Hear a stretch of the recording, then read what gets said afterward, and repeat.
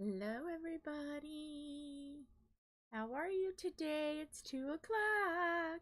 Hi, Mara. How are you?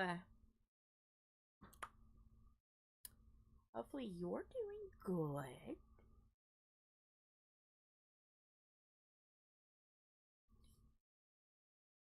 I am not a slacker. You're sore. Ugh. Why ain't you working, Uncle Mystery Man? Thomas? Why you sore? What did you do yesterday? Did you shovel? Did you do some shoveling of sawdust? Tom calling me a slacker. Really? You filled 6 storage totes of sawdust. Well, look at you go. Uh-oh. Uh-oh. Yeah, we're having like light board issues. Oh, it's the plug-in. Close to coming home, huh? Really? Oh, that's nasty, yucky.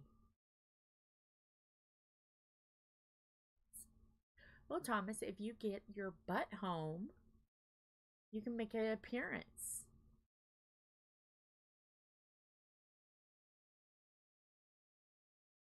I'm trying to work on lighting and yeah. Let me do some rearranging of said desk. Oh yeah, I could see that would be a problem. Yes. Yes. Let me rearrange the light and get it closer. It's wanting to flash, and I've turned it down, and it's still wanting to flash. There we go. That's even better.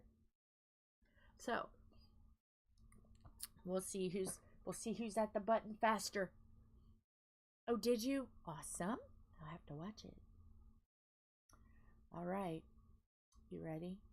What team are we going to be? Kristyn, Edwards, or Pink? Who's going to say it first? Who's going to say it first? Who's going to say it first? Kristyn, Edwards, or Pink? What team are we going to be on today? What team? Who's going to say it first? Who's going to say it first? I'm waiting. Who's going to type it in first? Are we going to do Crafty-Ish Kristyn, Diamond Penny the Edwards, or the Pink event? What team are we doing first? Uh-oh. Edwards. Yes. She beat you to it. She beat you to it. If we can get we'll see. We'll see if we can get all that done. It's a lot of placing, so I may be able to. So now that we're doing that, I can move this over a little bit so I can fit. Because if I fit, I sits, and if I sits, I fits. See, here we go again. Really? I know, it is a lot. So we'll see how much we can get done. I think I am going to turn this way. Since we're doing... No, we're going to have to do it the other way. See, this is... Since we're doing this way it'll be closer, and I'm not going to hurt my back. So I might have to do a tiny bit of rearranging. If that can happen. Let's see. Let's move this away. Ow! Let's move this over. See, I couldn't quite set it up because I didn't know exactly what we were going to be working on. And it looks a little dark. There. Now maybe that will be good. Maybe that will be good. So, yes, we're going to do hopefully all of that today. If I'm not going to, hopefully I'm not going to be a slacker and I can get it done. So, let's get right into this. My spiel, I'm going to try to do it without the help, without looking. We're going to see. I'm going to move all my stuff up here. See if we can do it without looking. I should be able to do it by now. You would think. We'll see. Okay. Right. We are going to start out with the first. I am using Ephemera 3D. You can find this tray at Ephemera 3D on Etsy. I chose the highlighter yellow. It's fabulous. Oh no. Oh my gosh, it broke.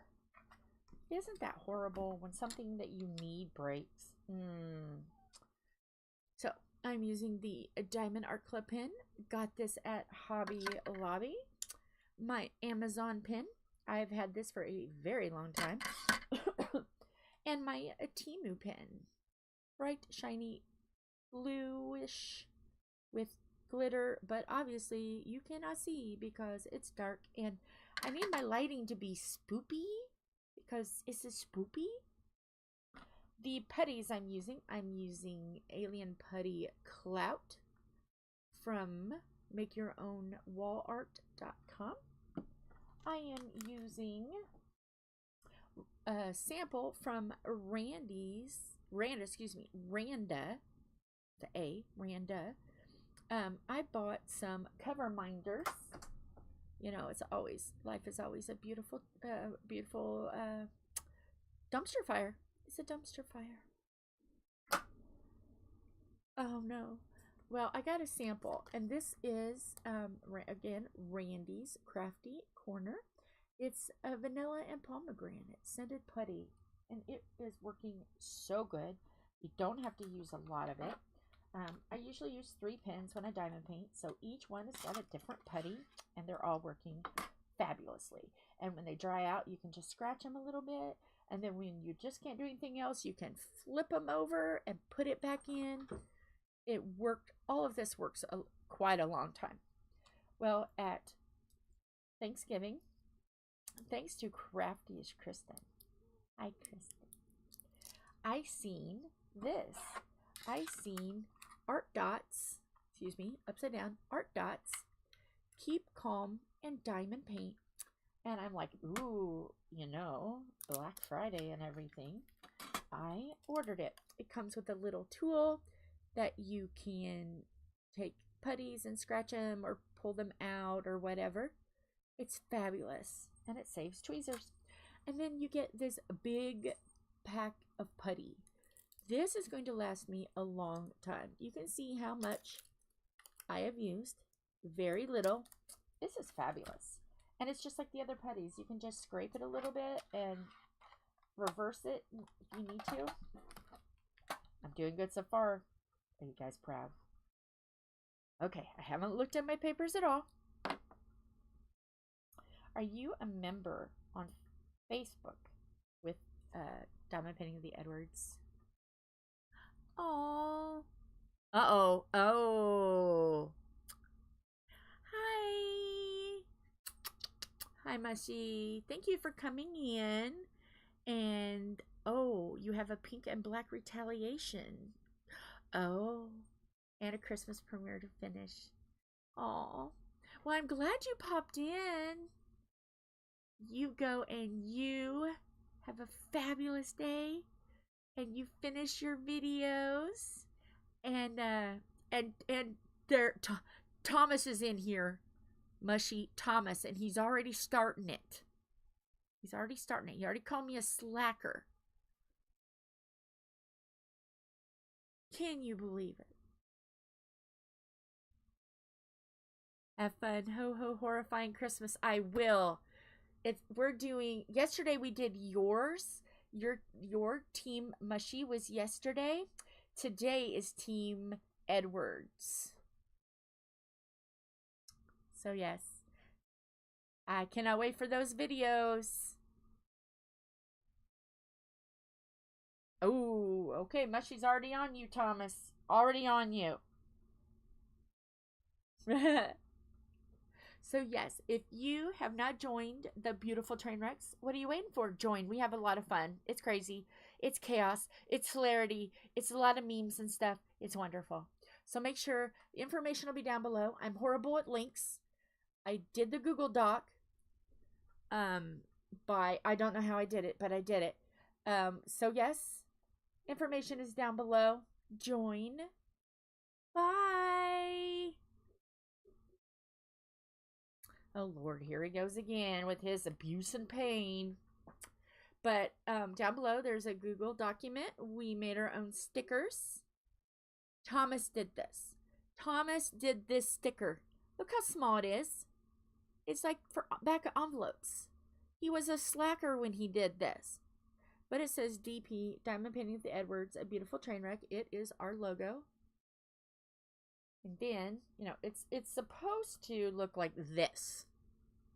It's supposed to look like that. That is what it's supposed to look like.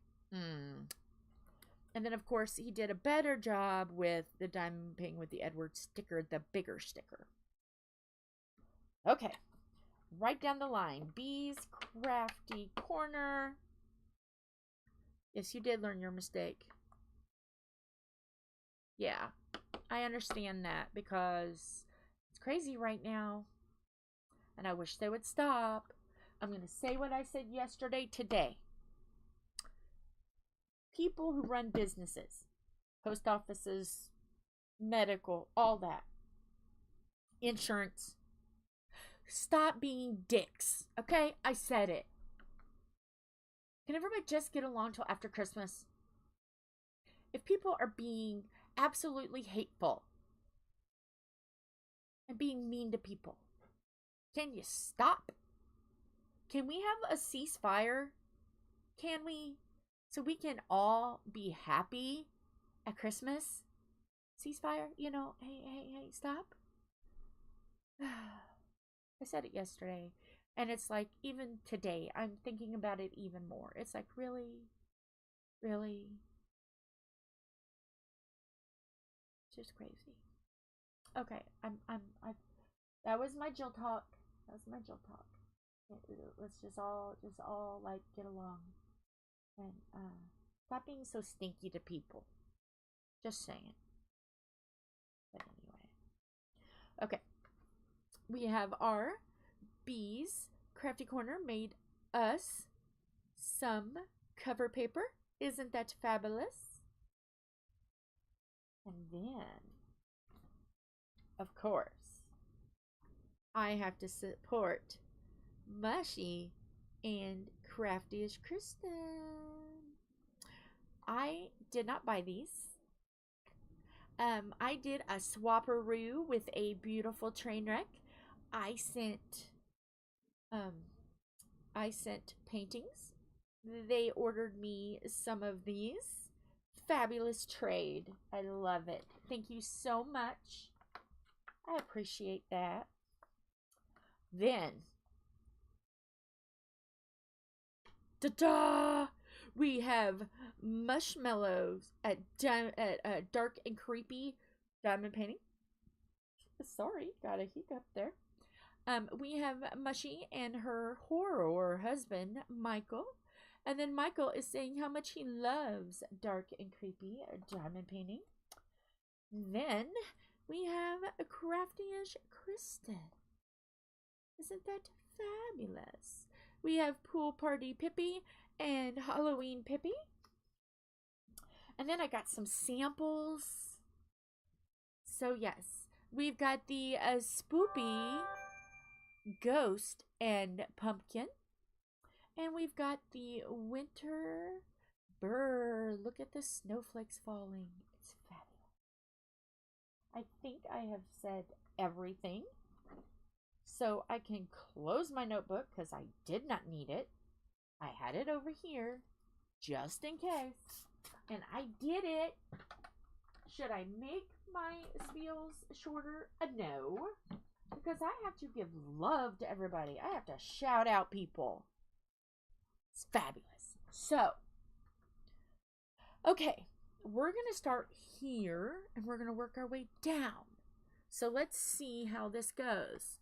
I am going to see. Oh, am I at the right? Am I at the right? Oh, I was close. I was so close. So let's move this in. Let me get organized so I can move. Move, move, move. Yes, I've got to reorganize, but I have to make it to where I can paint without hitting anything. I know. I should have this all set up so it looks fabulous. But you know what? I didn't know what team we were doing. So it adds a little bit of chaos to the mix. So, obviously, the first thing I'm going to choose is going to be some, we're over here, so it's going to be some R's. We're going to do R's first. We're just going to get the big color blocking out of the way. And there's a lot of color blocking, so I may be able to get this done quicker than what I think. And if I do get it done quicker than what I think, then I am going to attack the very small papers. So let's see. How is everybody doing? Is everybody good? Hopefully you're having a wonderful day. A drama-free day. And if you've had drama, I hope it gets better. Because life is too short for freaking drama, okay? Why do people have to be so freaking hateful? I know. It's just, I'm not going to go into detail. But, yeah, it's just crazy. Be nice, guys. Be nice. It's Christmas. Be nice.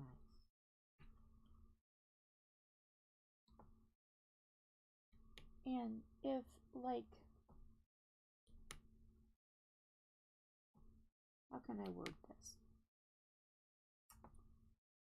And some of this is, most of this is because of personal family bull crap going on. Okay. If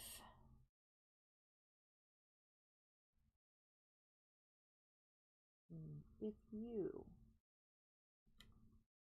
quit communicating, why use someone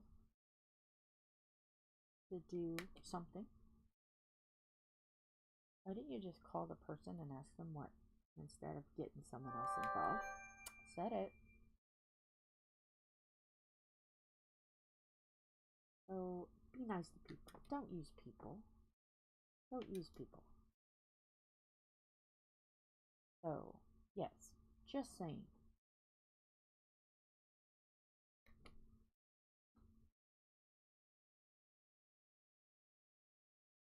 Oh, yeah. Yeah. So, yes, be nice to people.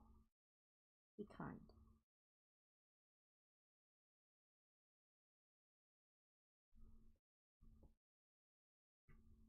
Because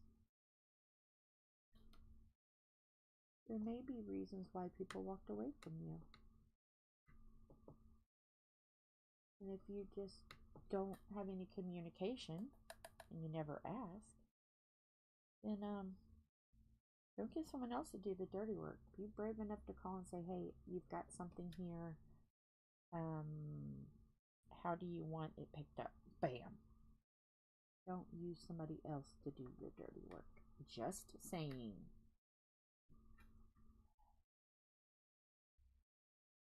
So now there's a dress of mine hanging at somebody's house, and I don't really want it. I don't need it. So now I have to make a separate step, or they have to make a separate step to get rid of it for me. I don't even remember the size of it. But it's a nice dress. It's a formal dress. I was going to get married in it. If that tells you anything. So yeah. But allegedly, I'll say allegedly, just be nice. I'll reach out.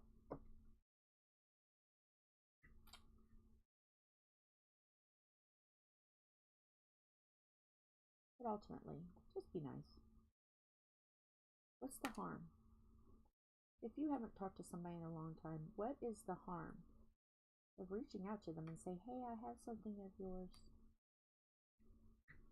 You want to get it? You want me to toss it? What do you want? Because I would have just said, just give it to Goodwill or give it to somebody or ask around or whatever, you know. And yes, I know I left it there. But I'm not going to go over and hands on my hips and demand stuff. I'm not going to do that because, you know,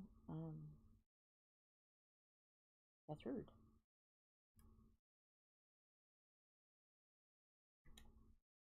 Yeah, that's my TED Talk for today. Just be nice.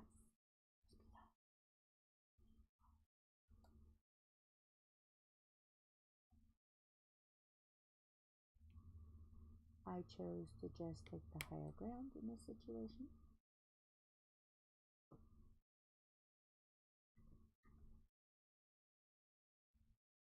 And just see, how much was I wanted? Especially when I was the one doing everything. I was the one doing all the calling. I was the one doing everything. And I didn't think I had any value anymore. So for a couple days I quit calling because I wanted to see, am I valuable? Is the way I was being treated proved that I wasn't? And then I got sick and I couldn't talk. So it was like, oh, okay, well, I guess there is a real reason. That wasn't mean and hateful, and I still care, don't get me wrong, and I still love them, and but how much do you need to take before you get too tired and you walk away? No. Life is short, too short to be around people that don't care or that are not nice and treat you not so great, and just be nice. Be nice. Wake up in the morning and say, I'm gonna be nice. If you don't do that, it's not that hard. If you already do that, thank you. Thank you so much for letting your little light shine. Keep spreading that love and light. Keep doing it. Let that light shine. Help people. Sometimes it's the littlest things that make us the happiest. Because if you're doing things out of your heart, it should make you happier than the person that is getting your love and your kindness. Yeah. The other day, Tom seen Brian, the homeless man, and he asked him, hey, you liking your gloves? And he had them on, and he said, oh, I appreciate them, they're so nice. So Tom had seen him in the driveway of the restaurant, and so I said, you know what, instead of getting my tea, get him some hot coffee, because I bet you he's cold. So I sacrificed my coffee. I considered, just saying, hey, buy him a whole meal, but I'm like, oh, because it was kind of later in the day, and I'm sure he had eaten, but he enjoyed that cup of coffee and was so thankful. So, I mean, it's little stuff even like that. It's little stuff. You see somebody on the street, you don't want to give them money. I completely understand that. But get them a cup of coffee, or get them a cookie, or get them something. Because he was doing an excellent deed, a wonderful deed, when he got shot. So yeah. He's around. I don't know where he goes at night. The neighborhood isn't really the best neighborhood in the world, but it's just like that. What is the harm of giving him a pair of gloves, or giving him a cup of coffee, or giving him a couple bucks? Because he wasn't drunk, and he wasn't like on drugs or anything. He was very sober and clean. He just, and it says on his sign, was shot. I need help. So yeah, if you see someone, just spend $1, you know.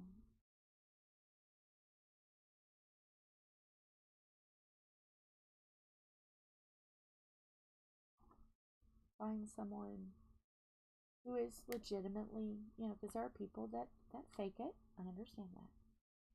And if you think someone is faking it, don't do it. But if you see someone is genuinely, then help them. The reason why I started to help him in the first place was I didn't even know he was homeless. He was just trying on snow and ice to get to the grocery store when I first seen him. And I went, oh, people are passing by. They're not even looking at him, and he's trying, and he's sliding, and he's trying to push his legs. And I'm like, oh my goodness, I am not supposed to be doing this, but the boys were loading the truck. They didn't see me sneak out and push him in by the store. He goes, oh, right here's fine, honey, I'm fine. And I'm like, okay. I thought he was going in the store because I was going to help him get into the store. He goes, no, I'm fine right here. I'm like, you're not going into the store. And then that's how we got talking, and he told me his story. And nothing humbles you more than to see somebody who had everything. I mean, he was saying about his life. I mean, we stood out and talked for about 5 minutes. He had everything in life. Everything. And he started tearing up. So I knew then. He's not faking this. I'm right there, and he's got some feels that he needs to talk about. So we talked, and man, it just, you know, sometimes things just attach to your heart, and it's like, nope, we are not letting go. So that was one of the moments, and I'm like, okay. So I told him that whenever I see him around, we'll stop off, get him some hot chocolate or something, because why not? We have plenty of stuff. And I'm going to make him a little care package because I have plenty of blankets and more gloves and hats and scarves, and I mean, I have everything. So I'm just going to make a package and leave it in a vehicle. And so when anybody's out and they see him, because he's very bright to see, he's wearing bright orange camo, so that if anybody sees, you know, or we see him, we can always just pull over and say, hey, because he knows we're going to do it. So, and he remembers us, and very thankful. So, but nothing is more humbling than to see a grown man, tears, snot running down his beard, and so cold, his face so cold, his hands so cold. Nothing humbles you more.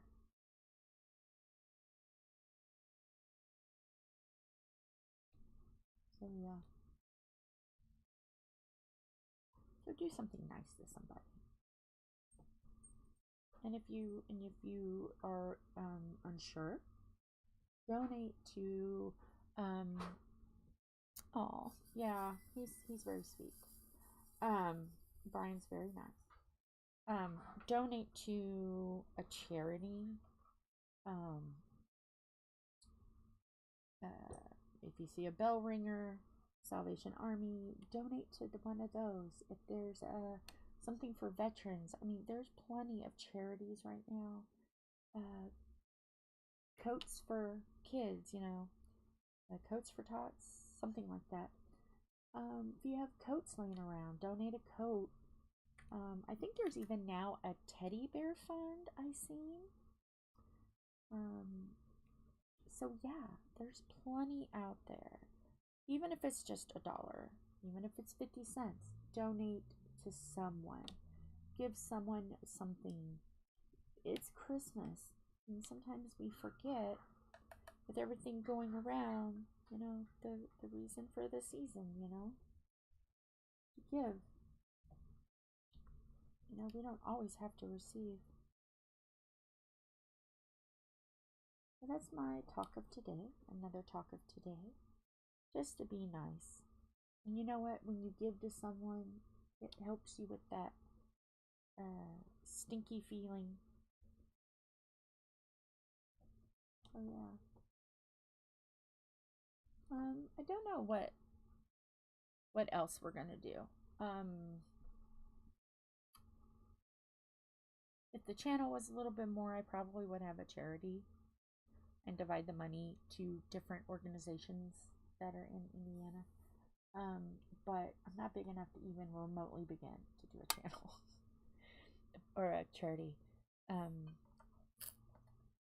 So yes. Just remember to tell yourself, oh yeah, Jill said to donate to something. And donate. Give to someone who is in need. Yeah.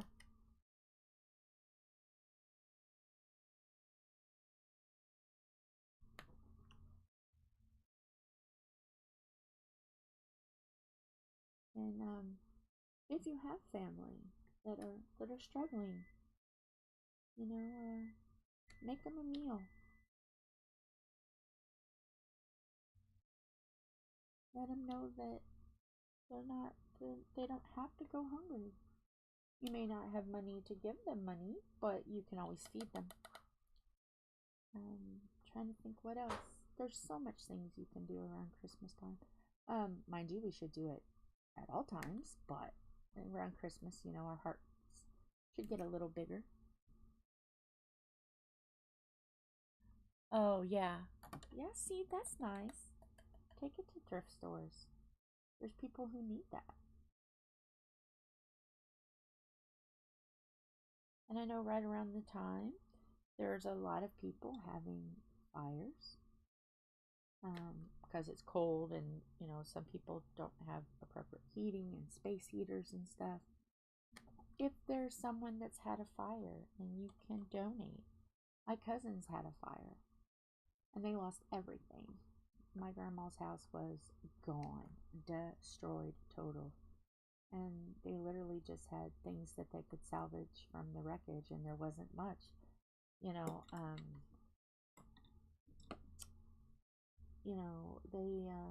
They lost so much.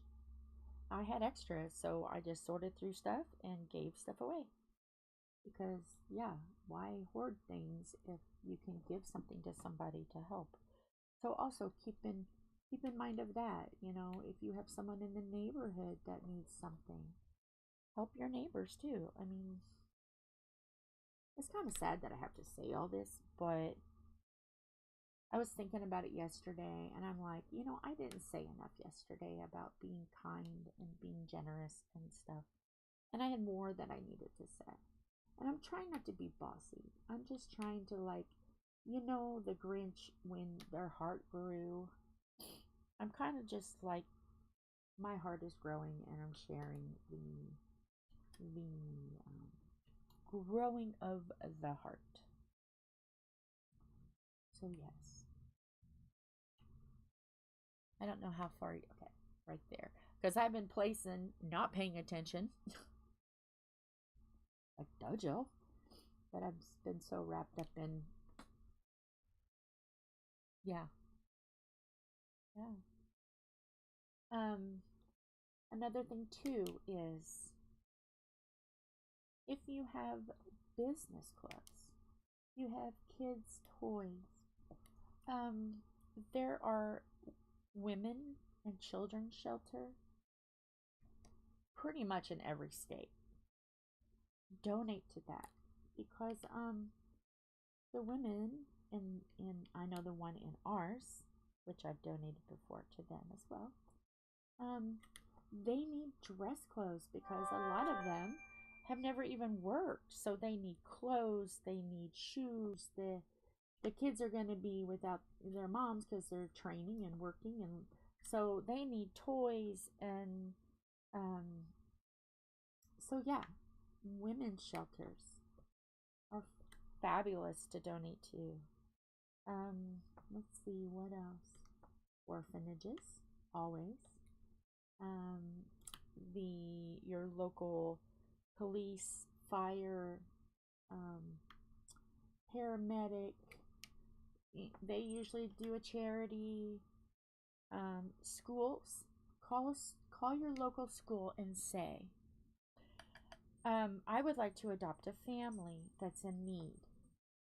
Most schools will say, oh, okay, yeah, we have this family and this is what they need. I have done that. I used to be involved in a charity that the family would adopt a family, and we would go to their house, give them a full meal. All they have to do is cook it. And I mean all the trimmings, full meal. And then give them enough food for an entire week. And give them all a couple of a couple outfits and kids' toys and personal items. And we literally filled boxes of stuff. And then the organization also helped too. So between us and the organization we were working through, we gave a family food, clothes, and the children toys. So yeah, and we had the toys already wrapped so I could put them right under the tree. And if they didn't have a tree, well, and if we knew about it, they got a tree too. So yes, there's fabulous things. You just call organizations around you. Call churches, schools, fire, police, non-emergency line, please. Don't call 911 for that. Find an organization to help. Find somebody in your neighborhood to help. Just help. Just help. Be good. Do a good deed and feel so good in your heart because you're doing it. I know. You're like, bleh. You're tired of hearing me rant about it. But just do it. Just do it. If you know someone that is interested in diamond painting, my goodness, help them. Give them something. Anything to bring some joy to someone.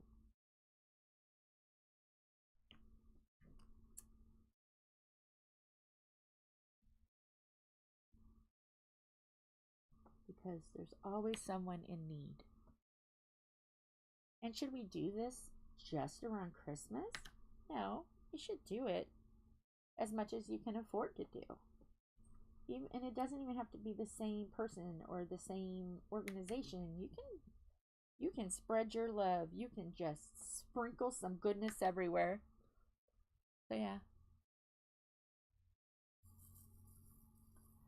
So hopefully when I get done with this stream, my heart feels like, oh, okay, you said all that you need to say. You don't need to say more. And I'm not trying to be pushy. I'm just trying to get out what my heart needs to get out.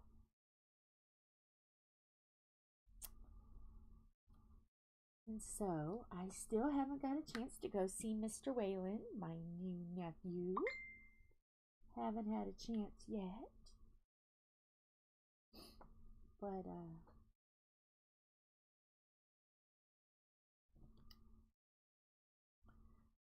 I can lift 10 pounds. So, I might not be able to carry him around, but I'll be able to grab him and put him in my lap. Wait. I'm just waiting. I'm waiting until Friday or Saturday, so it's not like I'm barging in on a weekday and people are trying to cook and all of that. I'm waiting until the weekend. I'm being patient.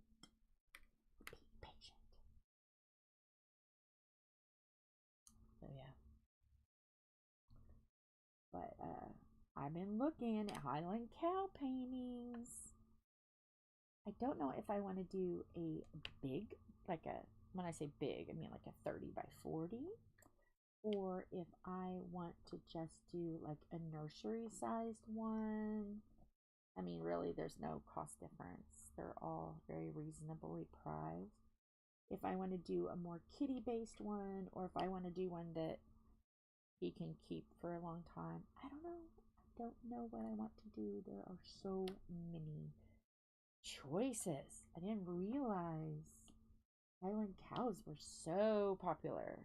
I mean, they're cute, don't get me wrong, but I didn't realize they were so popular. Yeah, gotta do that. And then Tom budged, and he bought two diamond paintings, squares, and they're big. They're bigger diamond paintings. He wants to try squares. He's never tried squares. So and then he got a light board. So he broke his own rule about no shopping. He's seen it and he liked it, so he got it. So I'm like, uh-huh. And he used the excuse of, well, I needed gloves. Which he did. There. But, yeah, he definitely got that order.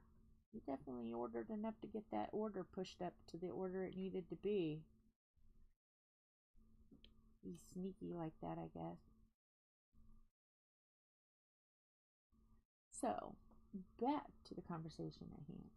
Does anybody donate to charities or have a certain charity that they like? Or what do you do around the holidays to share the joy to neighbors, friends, family? I'm curious. I'm also baking too. I am going to bake. I'm going to record it for the other channel, but I'm going to record some things cooking.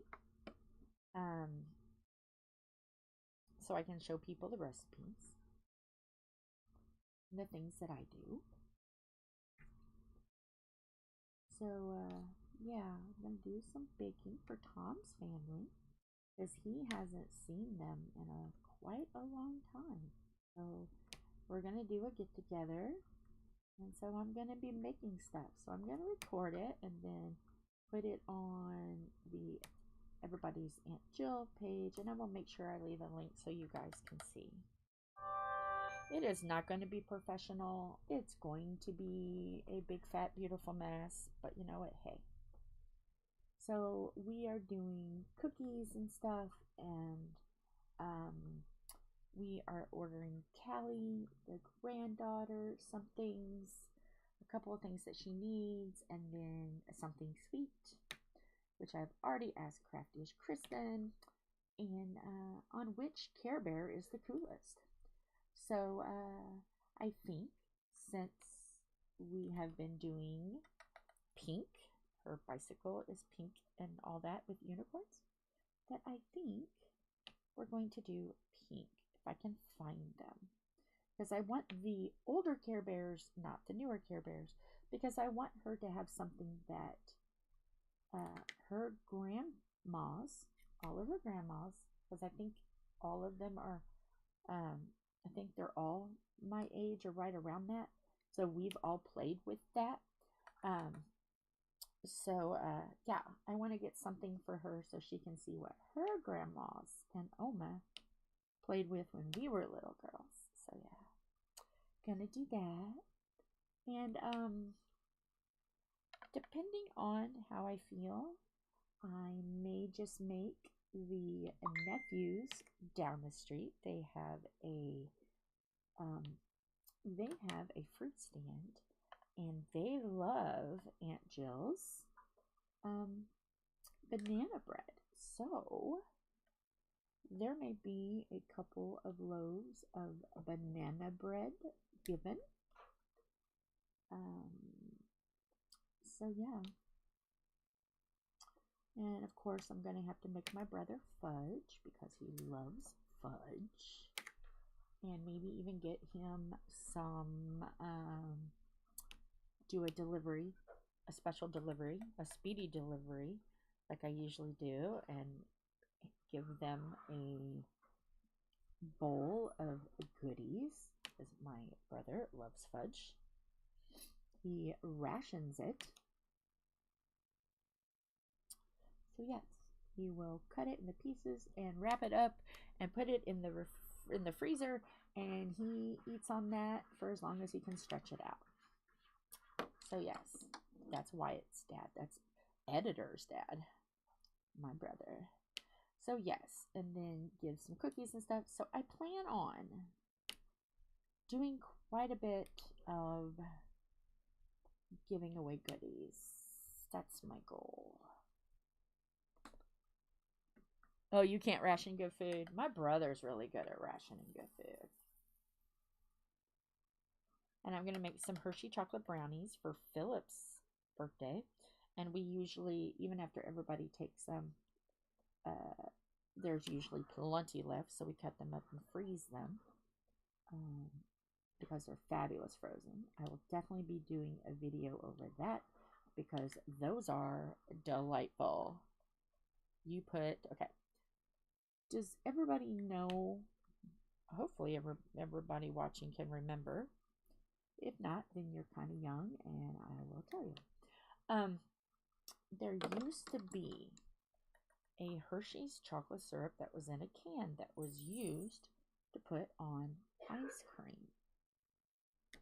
Well, you take that whole can, the whole can, and you put it in the batter of the brownie, and you bake it.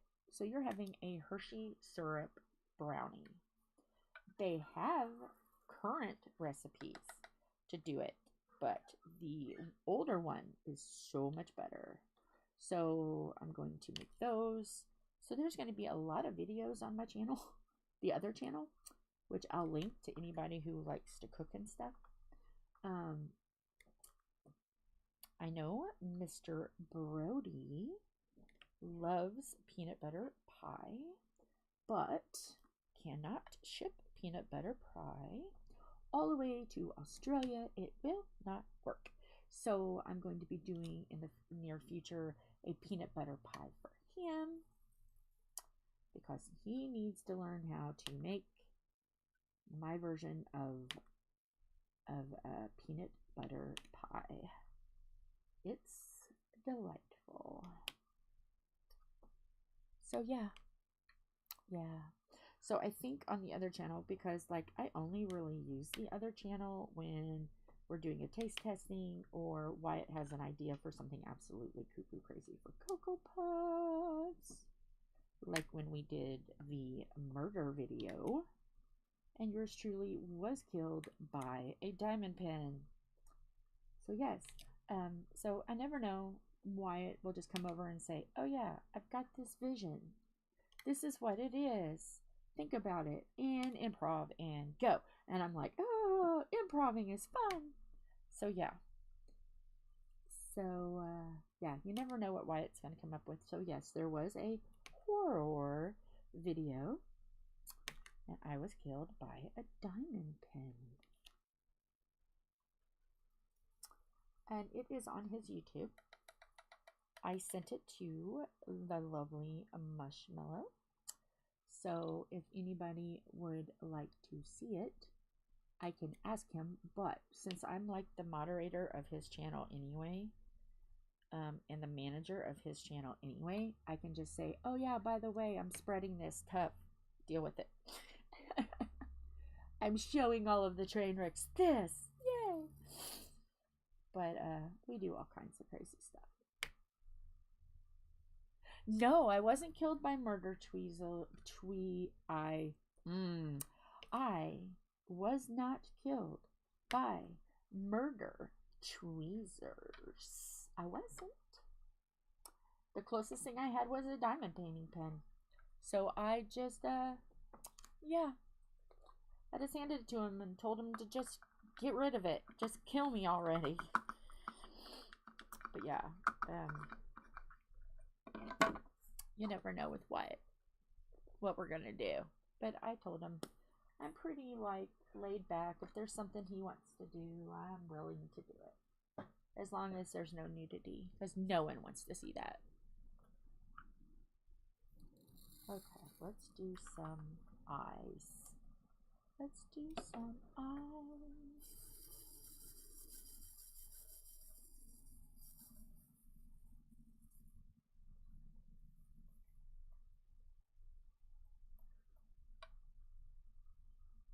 All right.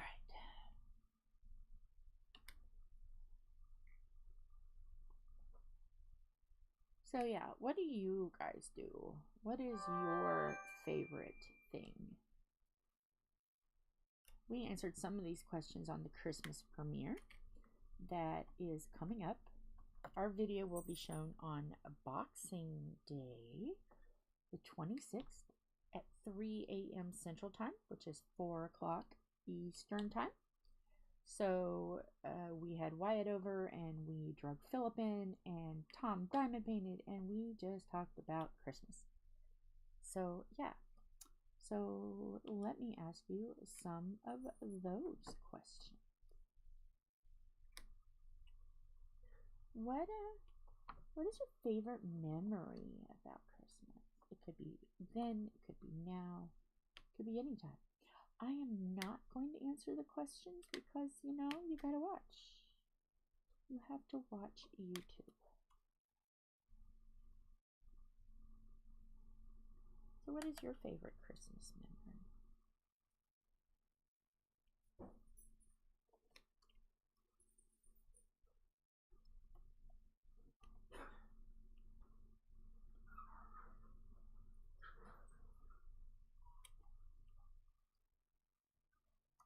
And Tom, you're not allowed to say either. And if you're watching this in reruns, you know, hey, join in.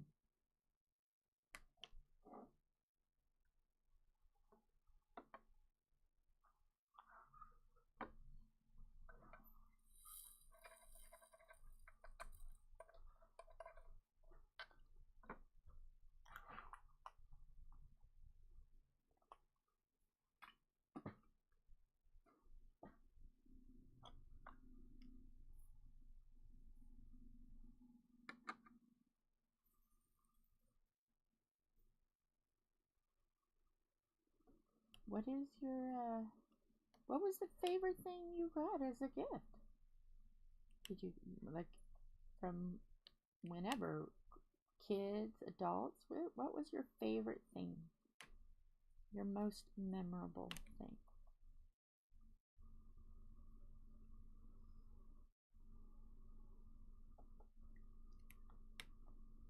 Oh, you don't?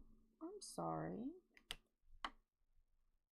My Christmases kind of changed when I was around 8 because my one grandfather had passed away. No, it changed it no. Take that back. No, I was older than that. One side of the family changed when I was 8 because my one grandfather had a stroke. And that kind of put some stress on it because he wasn't able to talk and walk and do all that. And then the other grandfather passed away when I was 11. And so life completely changed because I've talked about my grandfather before. He was my favorite person ever. Over, yeah, even like, sorry Greg, even above my brother. But then when he died, it completely changed the whole family history. Not history, but family,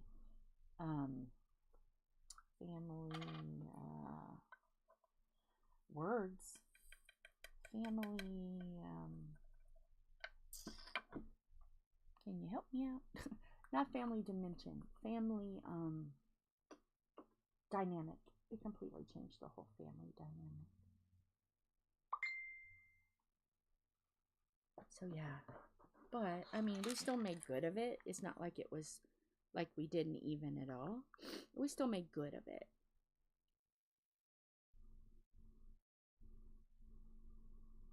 Yeah. But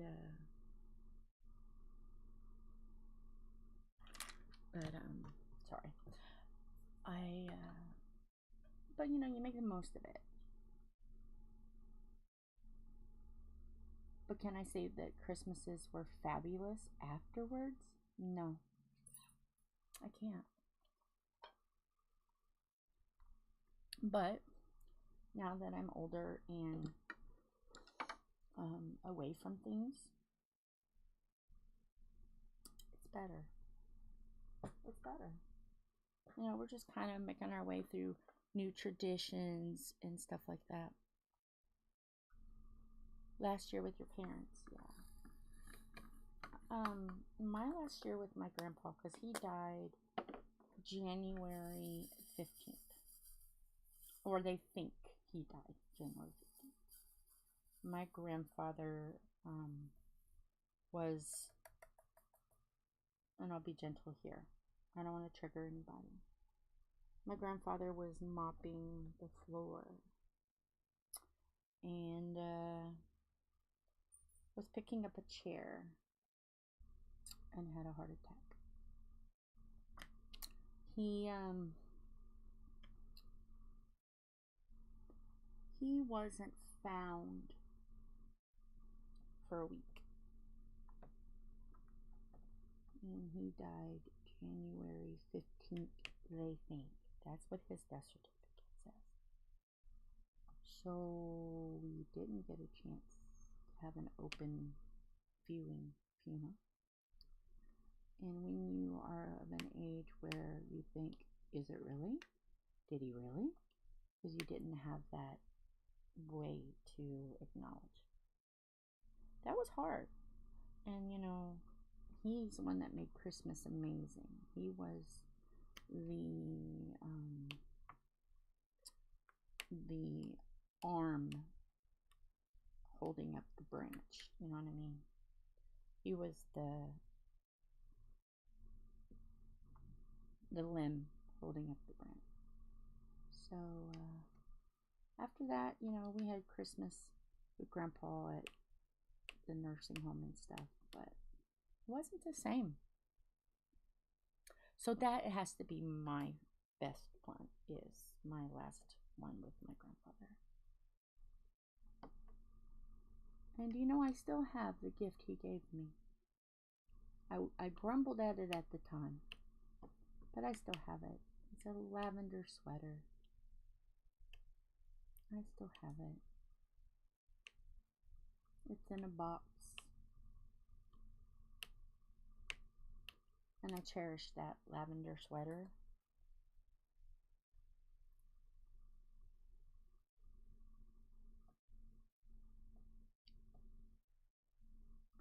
Okay, what is your favorite or most unusual Christmas meal? Again, I'm not going to say mine because that was one of those that we talked about. So you'll have to watch the video to get that answer.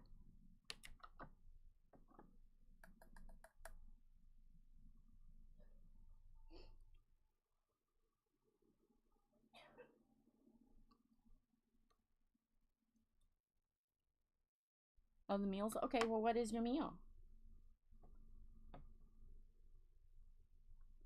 And people at home watching on the replay, answer, because I'm very curious and a little nosy.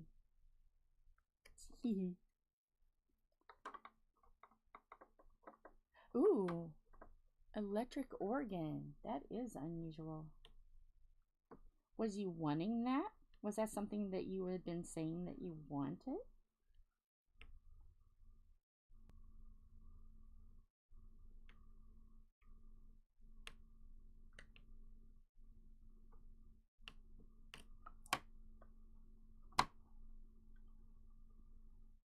Oh, so you just got an organ? Wow, that's nice and expensive. Oh my goodness. You definitely was a good girl that year.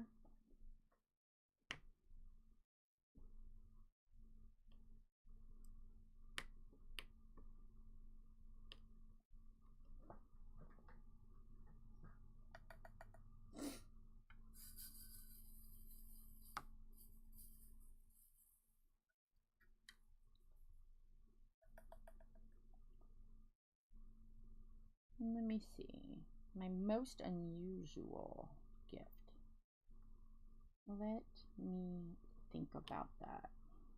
Because, I mean, you get the normal stuff like bikes and beds and stuff like that.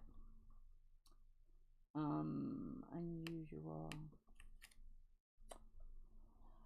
I have to really think because, you know, some of the things that happened at Christmas time made it a little challenging for me to remember some things.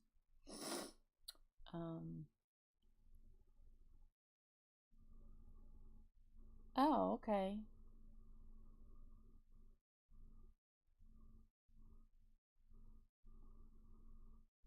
I could see where that would be a problem.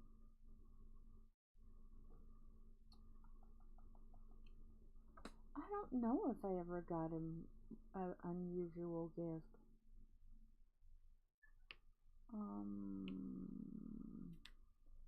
Or what I would consider unusual.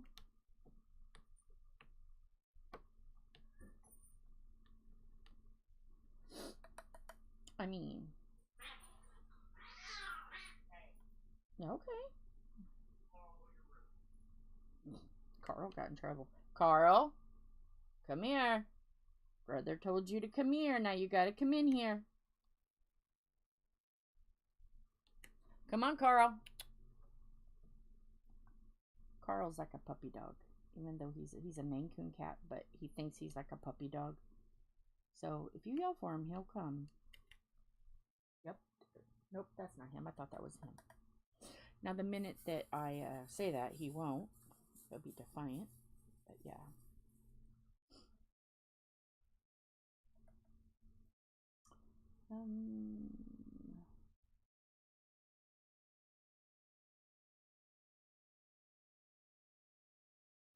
I don't know if I can remember the most unusual. I really don't. I think I am not able. Uh-oh. Is that Tom? I haven't heard. Yep, I heard the honk. It's him. Tom's home. Everybody, Tom's home. Hold your buffer. He's coming. How early is he? Oh, okay. It's not that early. It's 3 o'clock. He must have been close to home.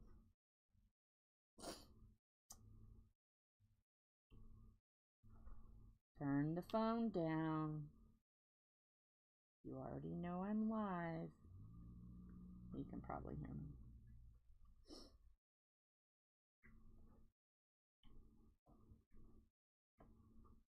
Hello, Hattie. Hello. Anybody has ever watched Thomas the Tank Engine movie, you'll understand. Hello, Hattie. Yeah, and Mara says, "Oh, here comes trouble." Yeah. He's your brother, Mara. So how are you? a little tired. No tired. Did you like my Jill talk, my rant about being nice to people and giving and did you catch that? I caught most of it. I caught most of it. Yawning. Do you see the disrespect? Yawning. How rude. How tired. Tired. You too tired to be tired, so you're tired. Didn't sleep well last night. I slept. I slept. How did you guys sleep? Being all nosy. Being nosy, Rosie.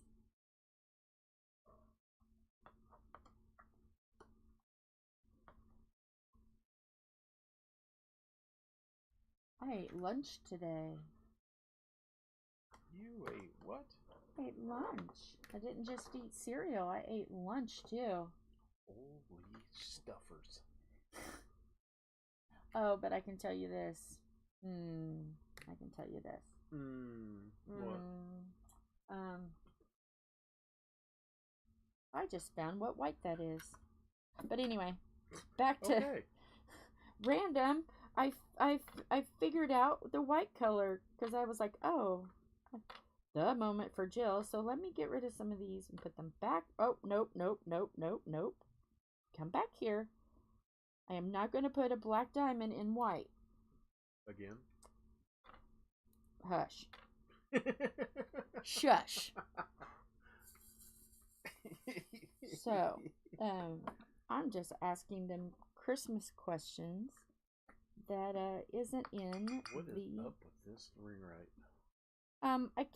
Philip said to lower it, lower the brightness, and I have been, but it's still blinking. But I need the light, so I need a desk light to hang up from the board up there. So I am currently picking out white diamonds from the black tray. So I will be back to stabbing this canvas in a moment. Back to stabby stabby. Back to stabby stabby. I think I got them all. Because there's still quite a bit of white in. Shut up. Give me a tray. Give me the black. I'm using.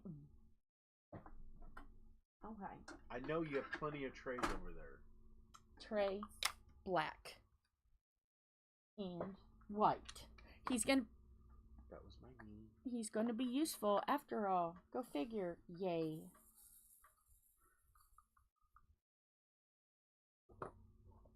It's not like I've ever asked you to do that before. Hey, at least it ain't off the floor. True. He is my separator. It's like, Tom, I've messed up. I've messed up royally here. Hey, at least it's not like, it's obvious shades. It's not like white and cream. Can you pick these two different colors of pink out? I know there's two purples, but they're a shade off, and I can't do it. My eyes won't see. And I'm half blind, so how do you expect me to see? I'm more blind than you, sir. Thank you. Not by much anymore. I'm much better. I'm much worse, trust me.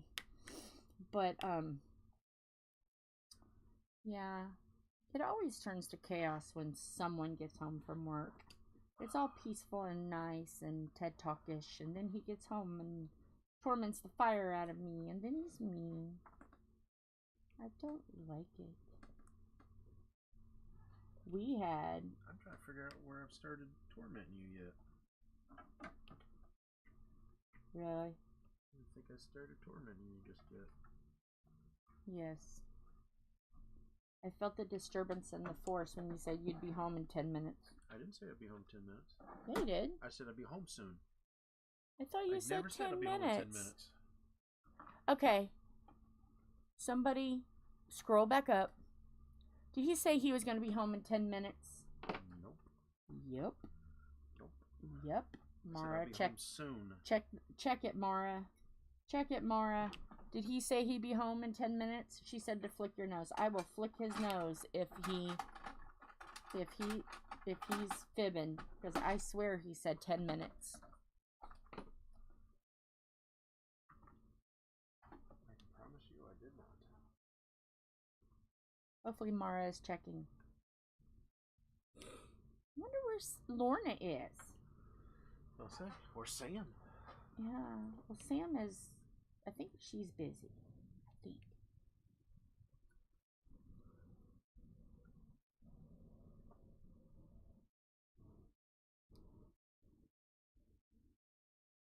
Oh, it says he just said close to coming home. Mm-hmm. Well, I'm sorry. Huh. I will apologize because I'm a sweet person. Shut up. Sinuses are... Yeah. You gonna grab a shovel and start digging a hole, huh? Nope. Huh? I haven't even dug a hole yet.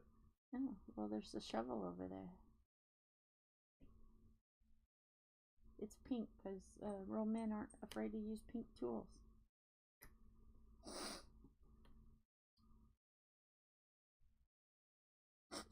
was sarcasm.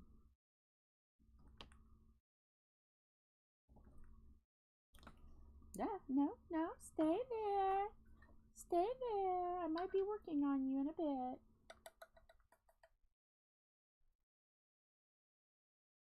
Oh. That's for making her look at it. Because he said, you can still flick his nose for making me look.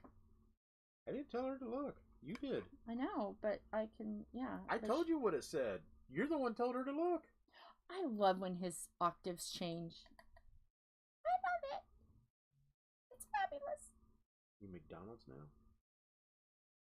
Do you know that McDonald's, I seen it on YouTube, so I don't know where. It could be old, you know. I don't check things out. They have got an adult Grinch Happy Meal, and it's like a Big Mac, and I hope this is true. And I don't want to stay. Kristyn doesn't want to follow the rules. She doesn't want to stay on. She's being rather cheeky. But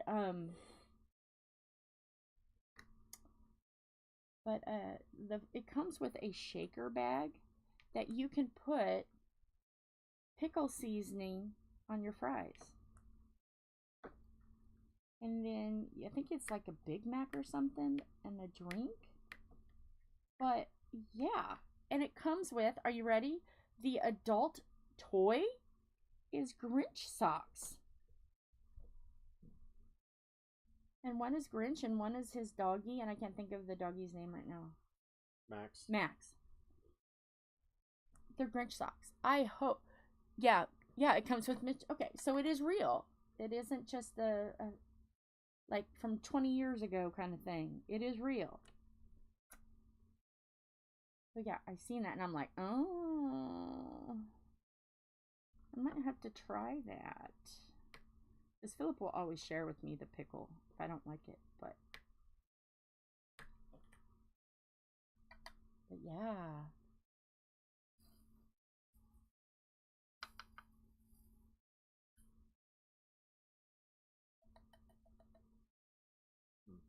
Hmm? I was looking at the McDonald's app and they don't show it. It may not be on the app. It may be a special thing. A choice of a Big Mac, 10-piece chicken McNuggets, or a McChicken sandwich. Fabulous. That might have to be had this weekend. Just to say I tried it.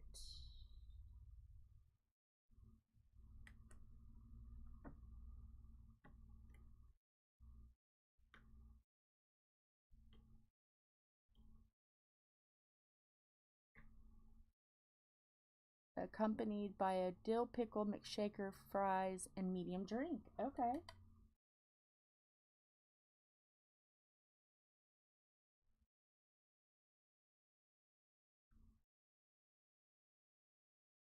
Get snowy. Is Snowy hovering? Well, that wasn't me shaking the camera. Okay. And she's hovering.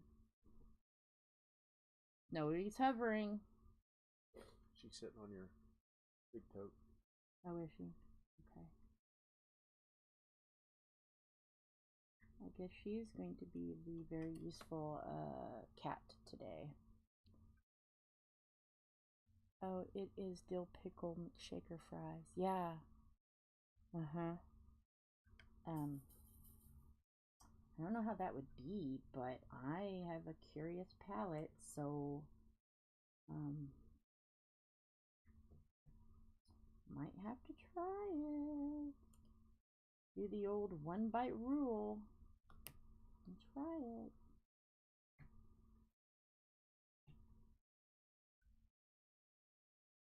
But I don't know. I usually get chicken sandwiches normally, so like it's a special thing, so I don't know. I like the chicken nuggets. Nom nom nuggets. Nuggets. They also have the McRib out too. Yeah, I'm not a big fan of the McRib. Not my favorite. I think it tastes too much like what we got at school when we were younger, and that wasn't very good either. That was the one thing I didn't like. Blech. I know that the old school McRib. Oh. I don't care for it, but I'm not a big barbecue eater because we couldn't eat barbecue because of diabetes in the family. So I couldn't. I just didn't like it. I like homemade barbecue. Don't get me wrong, but like homemade. And then I make like a little version of it if it's just going to be like chicken nuggets or something at home, which is ketchup, mustard, Worcestershire sauce, Worcestershire sauce,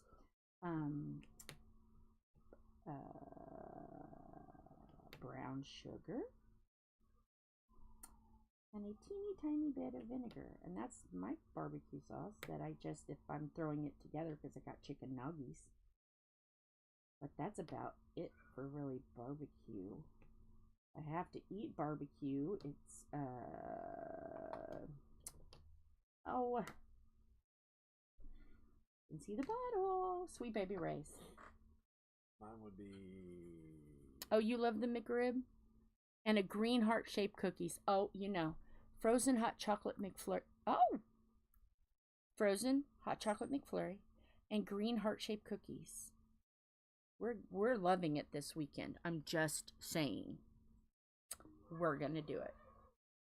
What? Max tried to reach up and then Snowy, whatever the heck she just did. Hissed. Sounds like me trying to breathe. Not for long. You're gonna have your nose cracked open and you're gonna suction your brain out. And you get to drive me. Oh, that's gonna be fun. I wonder if... They told me I need a driver. Well, yeah, because you're gonna have anesthesia. I wonder if you're gonna be more fun than what I was under anesthesia.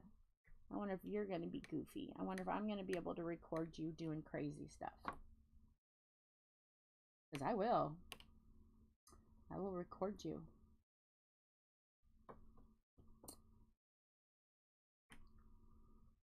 Hi, everyone. Or excuse me. Hi, hi, Sam. You just got done moving him. Oh, big sister's in the house.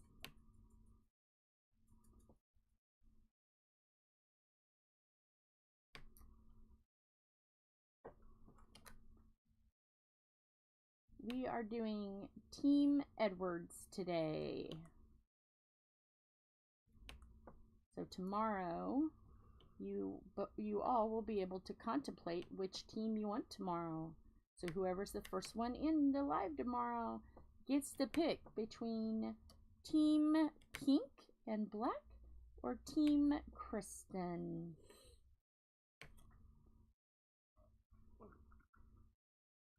Yes. Can I have some more black, please?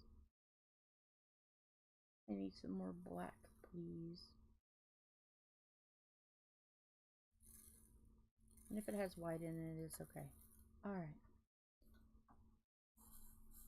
I needed more black. Because there's a lot of black on here. Oh, you did? Was it? Oh.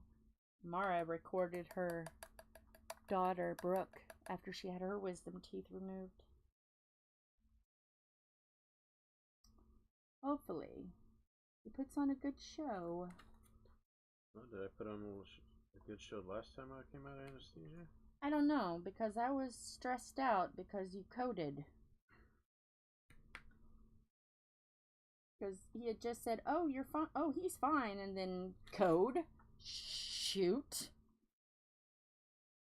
So, yeah, I was not paying attention because when someone says, oh, he's fine, and then he codes, and then the neighbor next to you codes, it's a little stressful. Just a little bit. Just a wee bit. I mean, does anybody agree with me that, you know, 2 codes in like 20 minutes is a bit extreme? I'll trade you what I went through. Well, I can't help it that you were awake when they paddled you.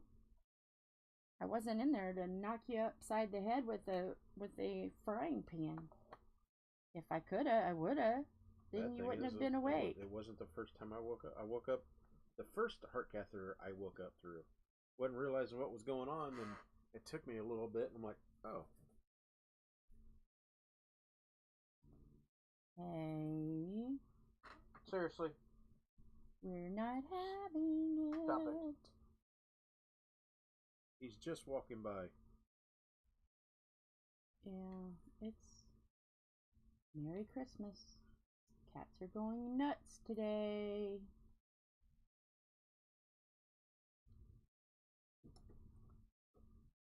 Yeah,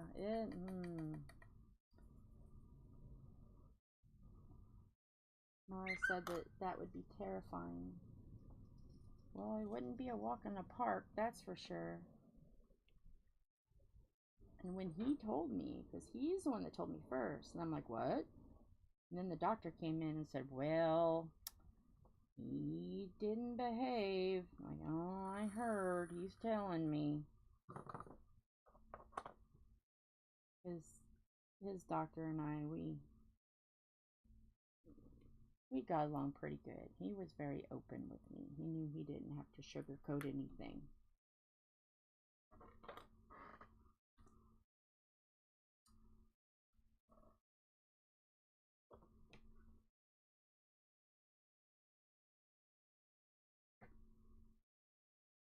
I'm not Willy Wonka. You don't have to sugarcoat crap.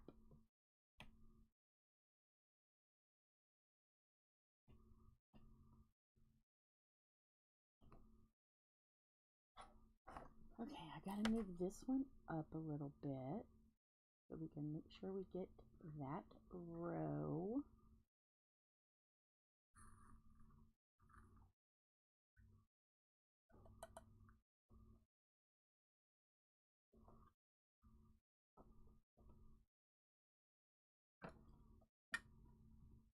Okay, I need there. Any more? No, I'm done. I thought I had a white one in here. I did. Oops. Get on there. There you go. Okay. And the white one is K, right? I think it is. Sure. I mean, you only have the information right in front of you. Okay. Do I even have a K on the board? Why the static? Why? Why? Why? Why? Why? Why? Okay, there you go. Do I have a K?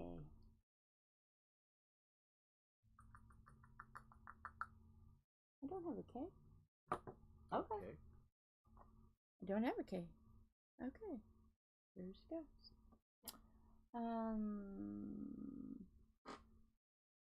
Let's do some H's.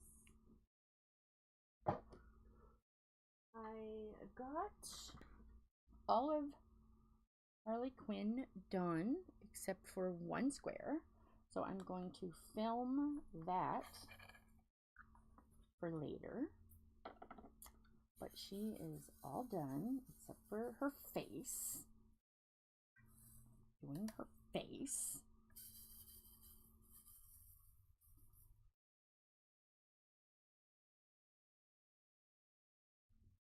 So now I'm doing the deer.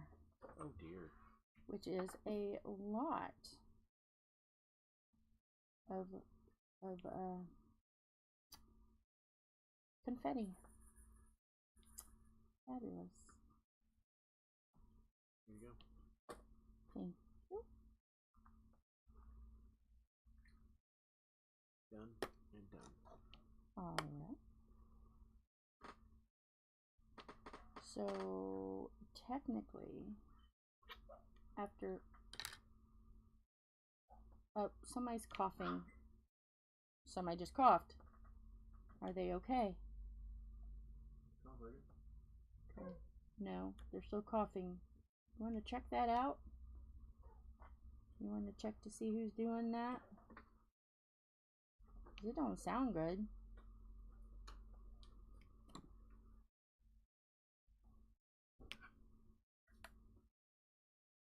It's not snowy. Okay. Actually, just I think it was more sneezing. Oh, okay.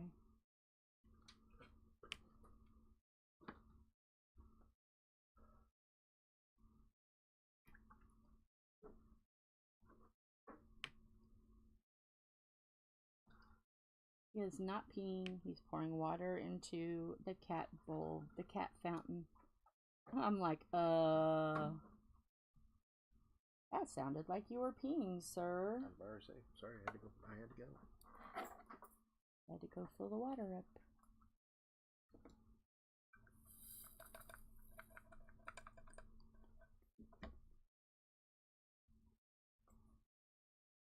Let's see. Let me use P next.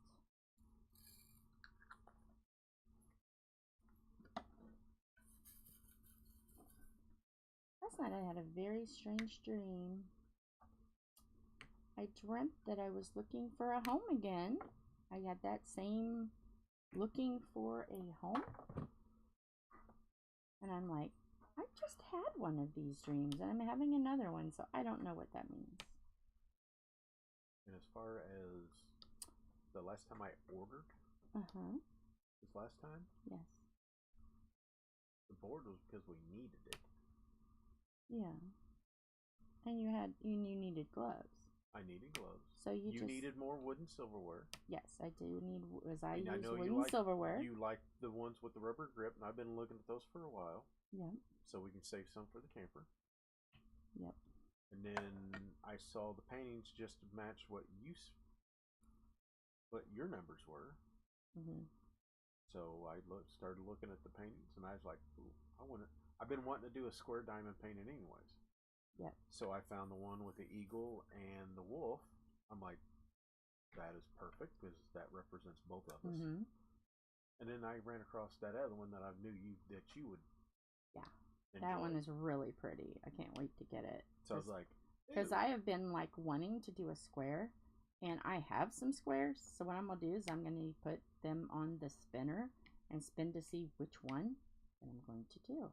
Because I want after like Christmas is over, behind the scenes, I'm just gonna choose a square and work on it and then record doing it. I really want to do a square. I'm gonna have to get my paintings out, and I'm gonna have them decide which one I work on. I have a spinner for you. No, I'm gonna let them decide it. I'm not gonna okay. Spinner. Okay.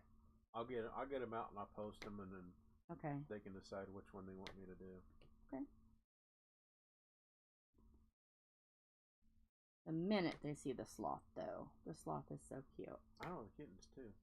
They're big. They're big. But it'll take me a little bit to get it done. But last time you did a big canvas, I had to help you, and it took a long time. Well, it's not that big.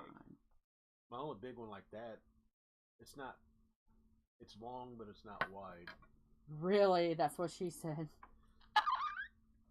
You see what I did there, girls? But there's a lot of high five. There's a lot of blocking on it. There's no confetti. Yeah. So it may not touch, but it's a fairy. Because you got the 3 fairies. 4 fairies. 4 fairies. I got the wood fairy, which is all black and white. Some gray. Then I've got Mother Gaia. Or how they put it. Mother Nature. Mother Nature. And then I've got the beer kitten, the coffee sloth. Yeah, the coffee sloth is really cute. I think that's it. Was it 4 or 5? I thought I had 5. You might. I don't remember. All I know is that, like, I didn't count yours in my 54. I think I got one other one. But I have to wait because we'll have to. You have a lot of sealing to do. A lot of sealing. You need to get going on it. Well, I've got to have room in the laundry room to do it. Everything's got to be put up. Well, because I got a few more dishes to do. I got dishes to do tonight, and then I'm gonna work on the countertop tonight. Okay.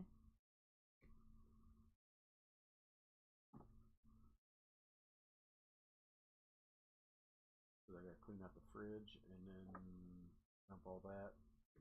Mm-hmm. Clean up those, and then get the rest of the dishes done. What's there?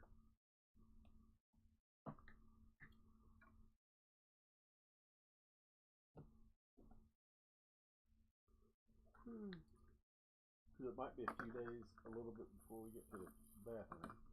Yeah. Because with the rain, I think it's supposed to rain all weekend. Ugh. Lovely. Just fabulous. Because you can't really do drywall in the rain. Unless you cut it in here. Let me see what AccuWeather is saying. Oh yeah, by the way, I'm taking your son to 2 appointments. You told me. You told me the other days you're taking him to the VA. In Fishers. One's Christmas Eve. And one is the 18th. Nope. One is a physical. And one is an ear doctor. Yeah, so it's snow today. Then it gets up to 37 tomorrow. And then Saturday is 46, Sunday's 54, Monday's 55. But the rain percentage on Saturday is 58.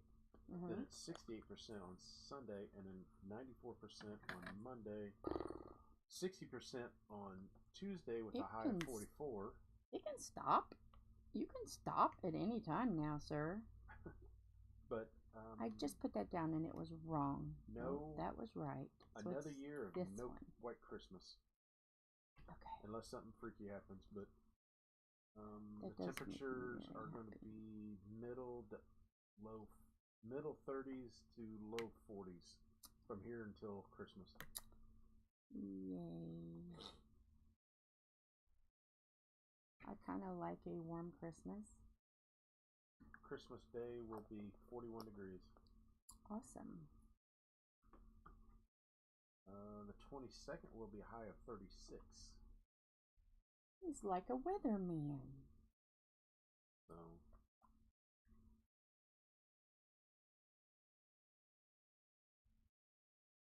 there's that. She's singing the song of her people.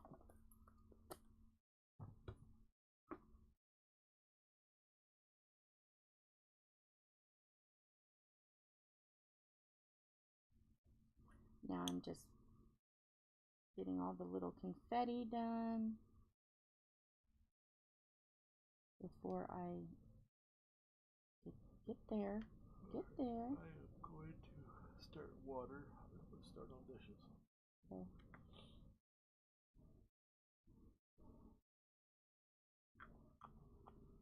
You're already a minute and 30 seconds. Okay. I knew this one is going to be a long stream. It's going to be a long one. Because I'd like to try to get the whole strip done. Now you're about halfway there. Yep.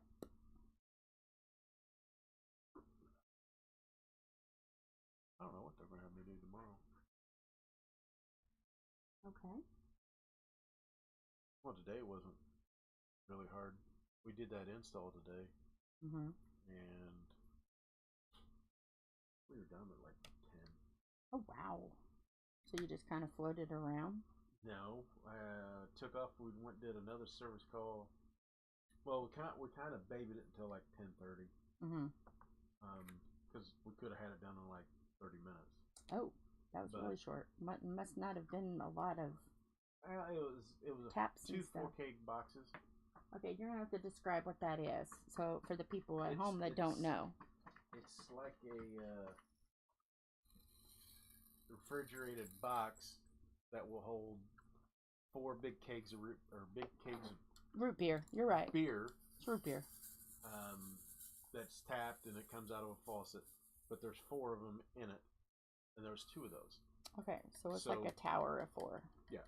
Okay. So we had to put the towers on, beer line, air line, all that. We had to put them together. Luckily, this one was actually set up pretty good, so it made our jobs a lot easier. Good.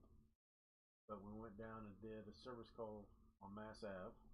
Ooh, you were at Mass Ave again. Yep. And then left there, went back to the shop. Mm-hmm. I was going to turn in a check and get the van registration. There we go. Whatever you said.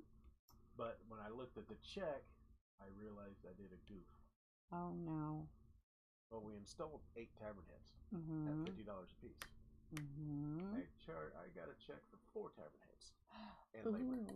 Ooh. So I called the guy and I was like, I wondered, I thought it was a pretty good deal on those. And like, he goes, so I was like, give me about an hour. I'll run back by if you want to write me a check for $200. Okay. So I had to go from the shop all the way back over to Brownsburg. Oh, you were in Brownsburg. I was in Brownsburg. Okay. I go all the way to Brownsburg, and then write a new ticket and get the other $200. So it was $550. Was that what we charge you for labor and installing all that stuff? Okay. That's still not bad price. So considering. I mean, I'll probably got to run to the warehouse tomorrow. Yeah. Take care of that stuff. Life with the beer man, it's always so exciting. You never know what you're going to hear when you get home, but he knows that his bosses know that I run a very tight ship when it comes to him working, and that I tell him all the time, if he messes up, bust his butt. So I'm sure that he'll get a little bit of a snark from somebody because they know that I will get a kick out of that. I wonder who's going to snark you. Nobody, because...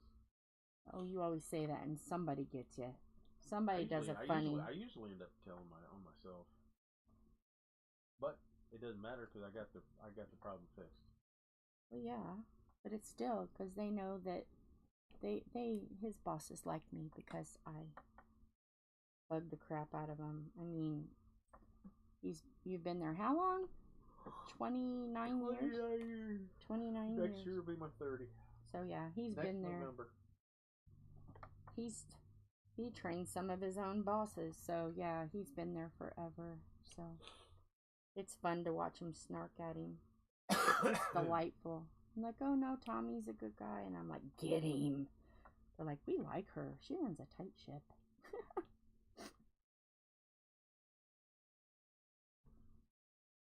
And I'm doing that, just to tease him. I'm not really mean much.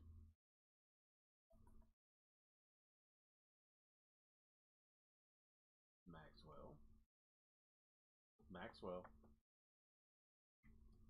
What is he doing? He's tormenting Snowy.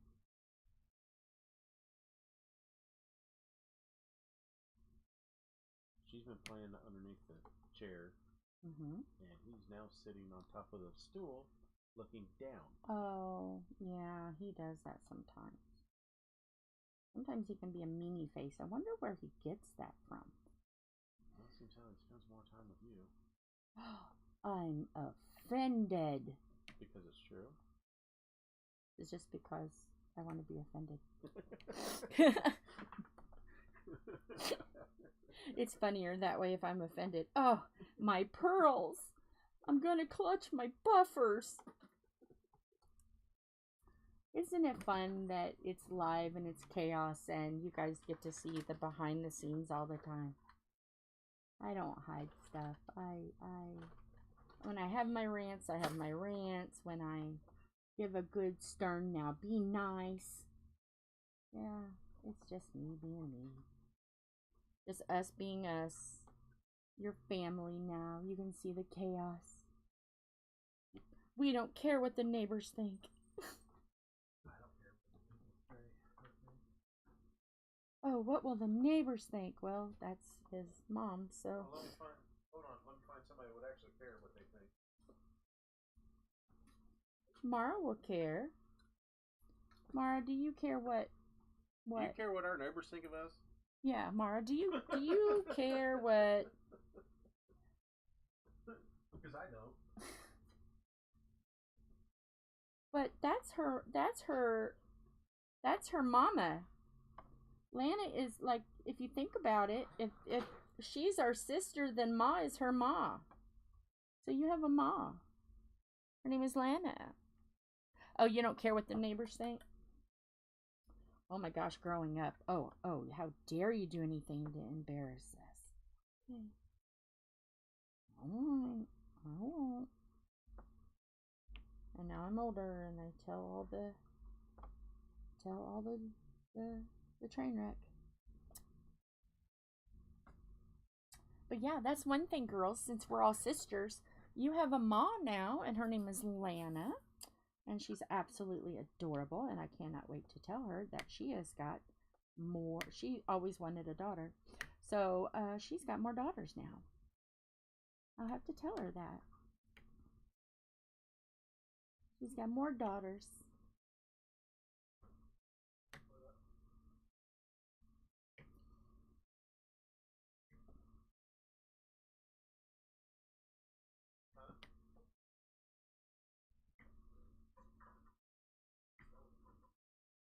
And if you're on the group, I have a picture of her, of all three of us, Tom and her and I, at Halloween. She's just a tiny little thing.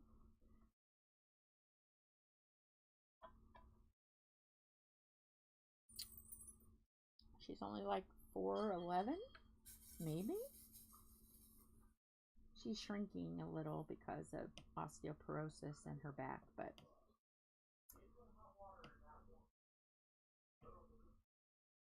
Hey! I'm live, dude! I don't care about Jack's poop.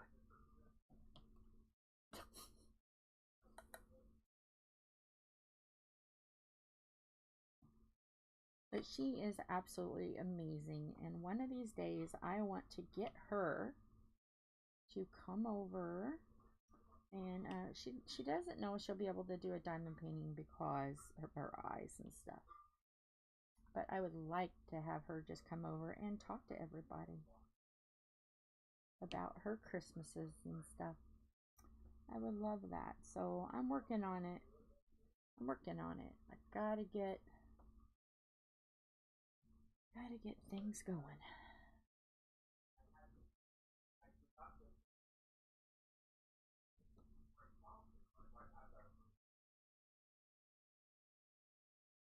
Yeah, wouldn't that be sweet? She is such a sweet person. Oh my goodness. Everybody loves her, and all of Tom's friends call her Ma, so she is Ma to everybody. She is Ma to everybody. And the grandkids and Callie, the great grandkid, granddaughter, calls her Mamaw.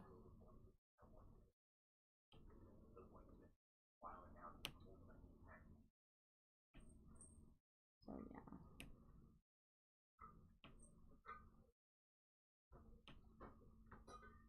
Trying to get through these S's real quick so I can scooch down.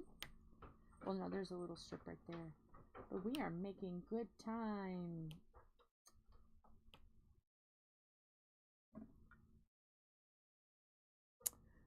Yeah, you have a mom, a stepmom, and now a bonus mom. Yes, you do. I wonder why that picture quit working. Is there something going on? I don't see a note or anything. Okay. Well, we're not going to worry about it. We're just going to keep on going. Do you guys see anything weird? Is this still going okay? Can you guys see a picture? Because there was a picture and now it's gone. So, I don't know. You have to let me know if everything still looks okay. Do I need to make a... Okay. So, I'm going to say, do I have to put the cow up real quick and cause chaos and confusion and delay? That's what it is. Confusion and delay, Thomas. Confusion and delay. This is actually a really good square to pick because there's so many colors. It's really pretty.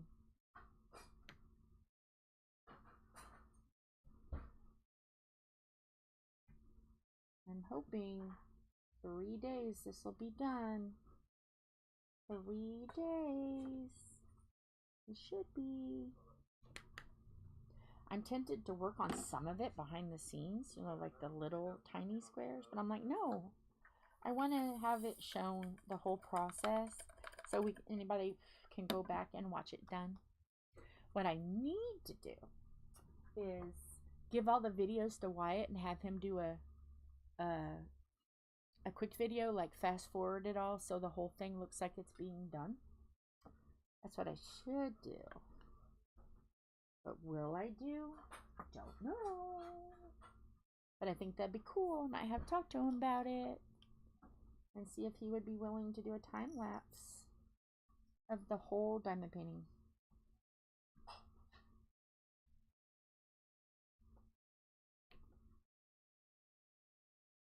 Because if I tried to do it, it'd be like,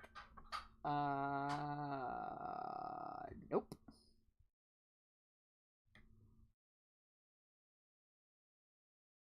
What do you think? Would that be cool? Is that something that I need to tell Wyatt?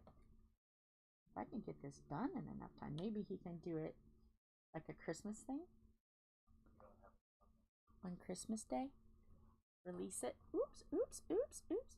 And have a horror video of, hey, we're not gonna have that now. We're not gonna have it. We're not gonna have it.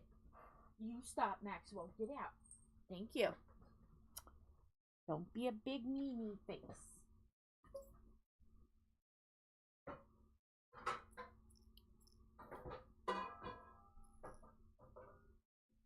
So yeah, if I get enough people saying yeah, yeah, yeah, then I'll say Wyatt, you know. Aunt loves you a lot, you know, and I don't know how to edit. And they'll probably say, I'll teach you.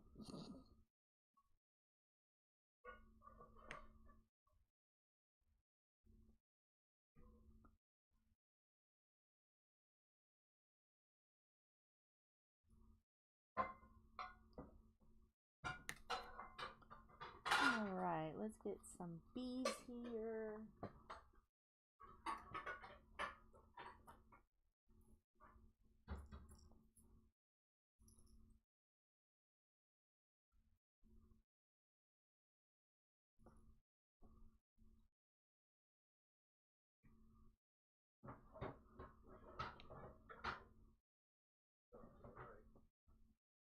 So what is everybody working on? I didn't even ask. Oh my gosh, I went into a rant and I didn't even ask what everyone is working on. I am a bad sister, man. Bad sister. So what's everybody working on?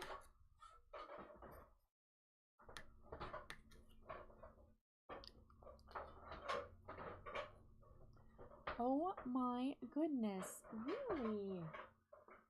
Why are all these diamonds? I'm like, I'm trying to smooth the canvas out and these diamonds are coming off. And I don't want to take it all apart and roll it. So I just got to be very careful, I think. We're not, oh, I hear sirens. Not coming for me. I didn't do it. Don't take pictures. Don't write anything down. Deny, deny, deny. I didn't do it. Okay, I think now I'll put my glasses on. Let me see here. Yes, we got that square done. So, oh, you're almost done with your flowers? Awesome. All right. So, let me move this down a little bit.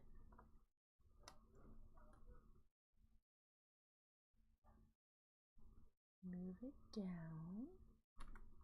Gotta move the computer a little bit. You guys are gonna go take a ride. Gonna go take a ride. Okay.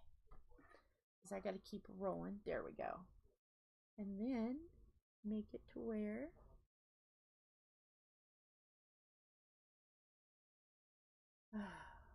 no, we're so professional, aren't we? Okay, that's what we're working on now. And it's only been an hour and 50 minutes. So we could get this done. Guys and gals, we can get this done. Because a lot of it is color blocking. Well, most of it is color blocking.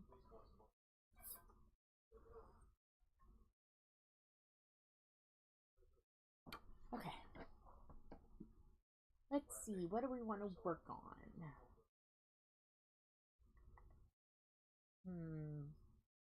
Let's do some eyes.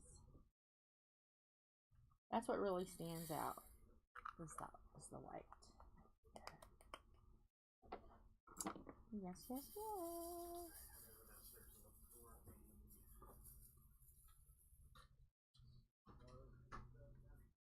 What are you working on, Sam and Lorna?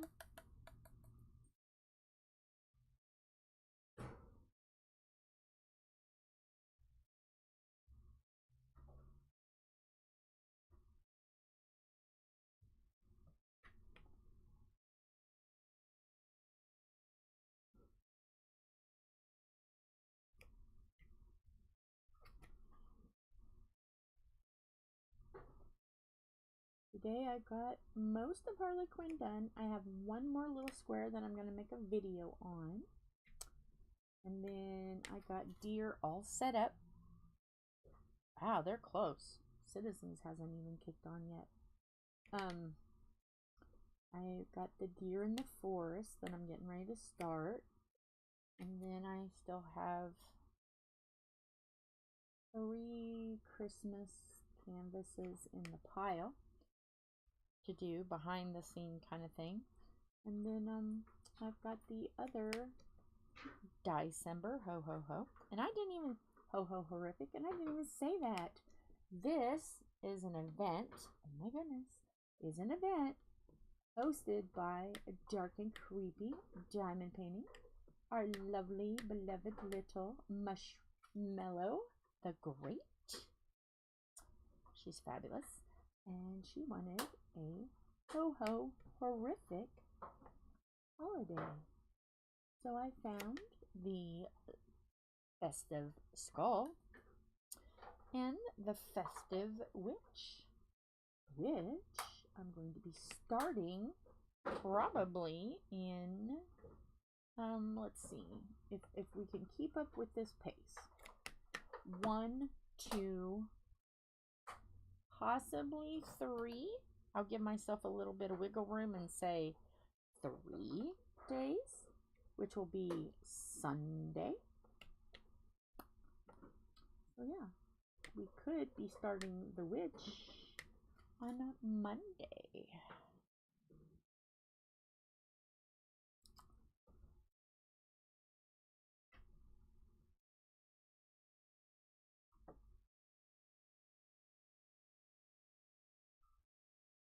So yeah. Come on, get up my pen. Look around. Be a good little. Be a good little.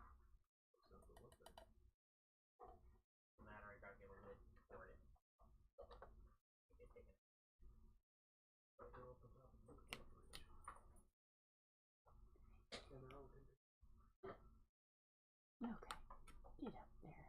Okay. I am going to have to move one of these down because it keeps popping up. So let me move that. Rawr. Rawr. Rawr. Rawr. Nope. Rawr, rawr, rawr. Stay. Dirt. Doesn't wanna stay. Really? Okay, boys and girls, you didn't want to see me fight with the board. They didn't come to see me fight with the board. Is my board dying? It has to stay. Brrr. I think my board is dying. that's okay. I'll just try another plug in, and maybe it's just the plug.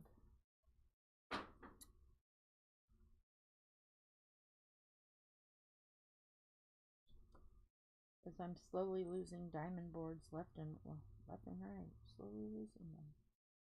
I've already lost 2 diamond boards. 2. And Tom just bought another one. Replace the medium-sized one. The 40 by 60, I think is the one that the black part where the button is to turn it on, separated. So tasteful, so demure. So that one had to go away. And now we have the big one that is flashing and not wanting to plug in. So hopefully another plug will work. If not, this one's probably going to go soon. And these aren't cheap.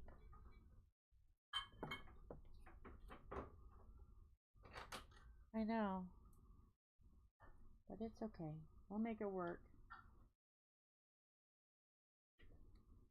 Even if it's just a little tiny little square one, we'll make it work. It might take me forever and have to slide back and forth everything, but hey, we are going to get along in this house, sir and ma'am. Hey. Oh, it's Betty. Okay. Betty, are you protecting Snowy? I think Betty is protecting Snowy.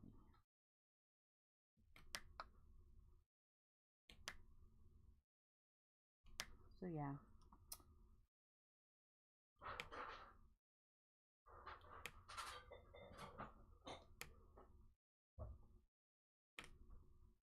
Having cats are fun sometimes. Sometimes they're stressful, but then you see them protect each other and it's like, oh, they're being good brothers or sisters.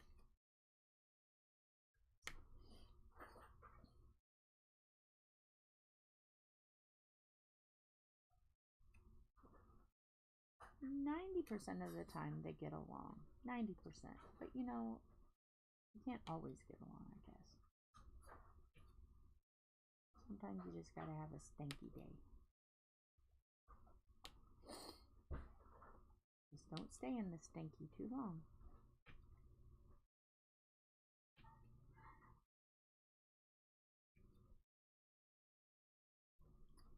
Let me switch pens.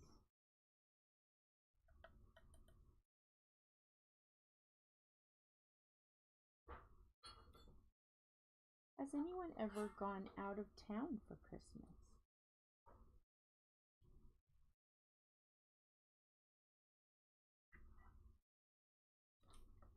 We have one time, and that was to Florida where my in-laws lived, to have Christmas with them.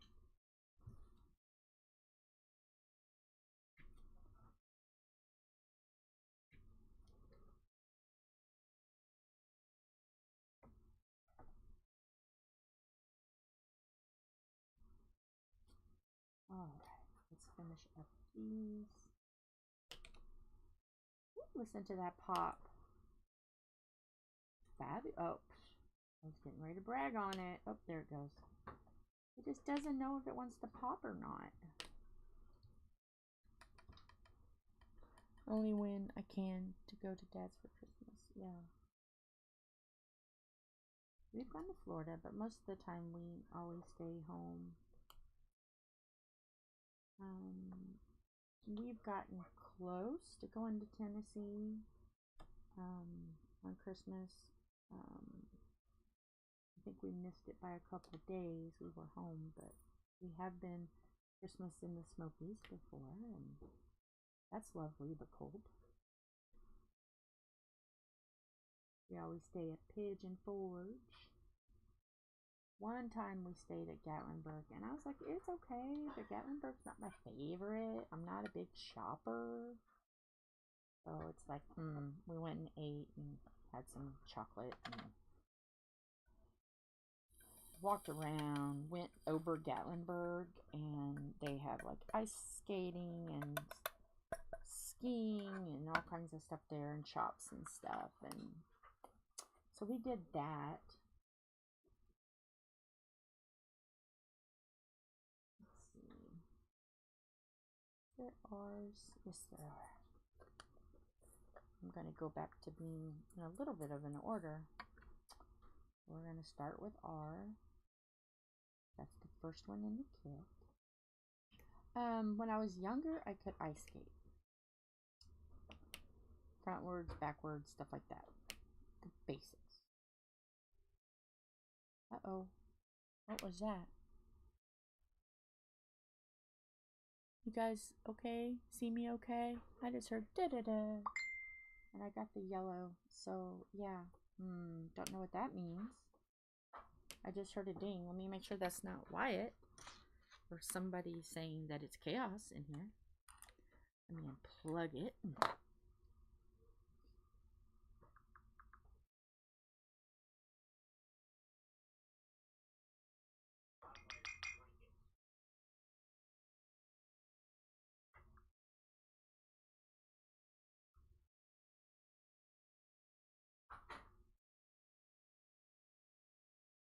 Okay. I don't see anything that would make the da-da-da. I mean, everything looks okay, so tell me if things go cuckoo crazy for Cocoa Puffs. I'll have to put the cow on and tell everybody I'm filling my diamond paintings. My diamond pins. But, I want to change it. That was just something that was done, like, random. I want to change it to a train, a picture of a train wreck, and say, heating up the boiler.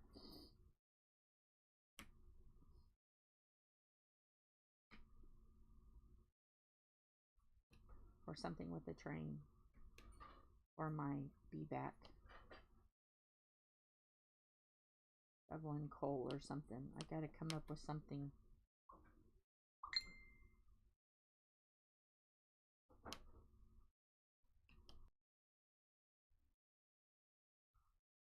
So.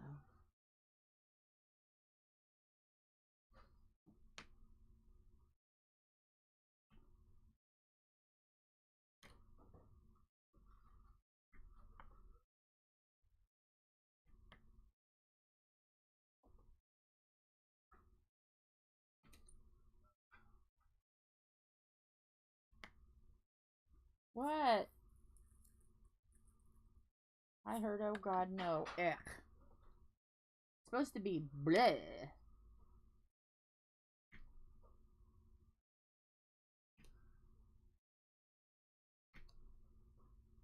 Uh-oh. I'm almost afraid to ask again. They might tell me the answer that I don't want to know.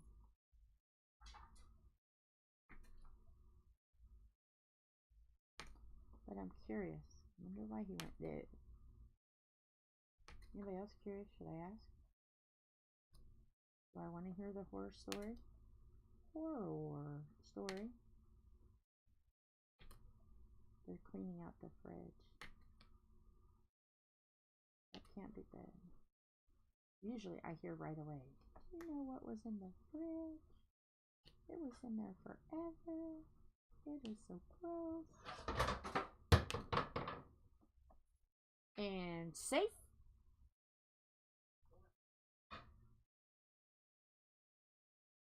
What? Now you're saying it too. What? What am I missing?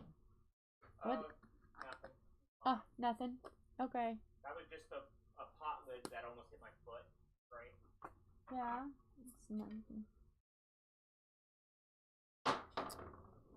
My word, they're tearing up the kitchen. This is why we can never have anything nice.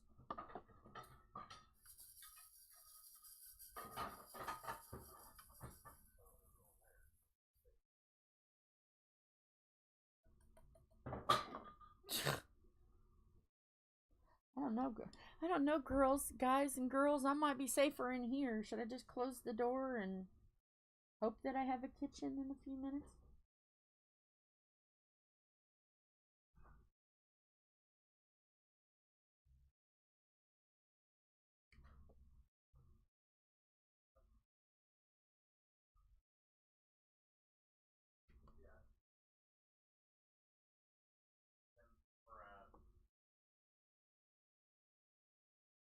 Which ones? The red and yellow ones. Those go in the drawer by the sink or by the stove to the right. Right top. Those are my good knives. They have their special little covering. Make sure they got their covers on them.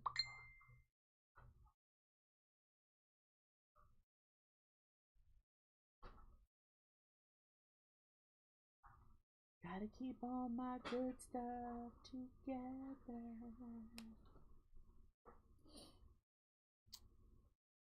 Yeah, I need to.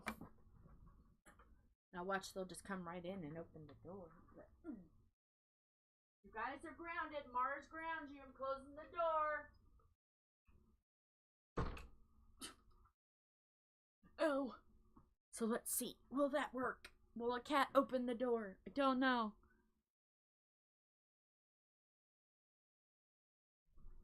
Let's see. Can it work? Will it work? Does it work?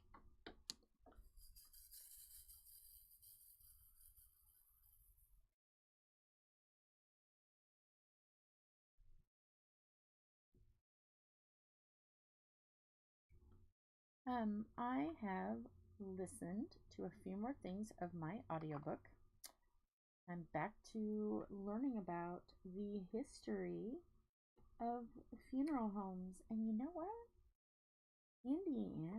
Indianapolis area, precisely, Indianapolis area, to be precise, is in it a lot.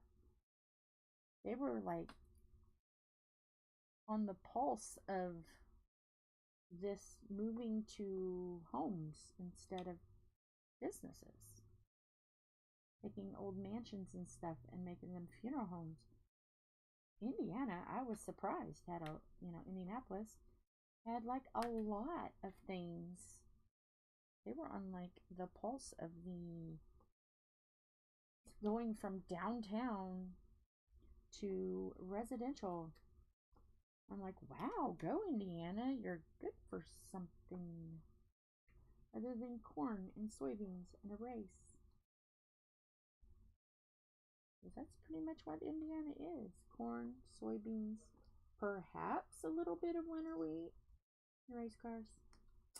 That's what we're known for. Isn't that fabulous? So working on my truck, I got done ordering shoes. Okay, new shoes. What is the occasion for the new shoes? Anything fun?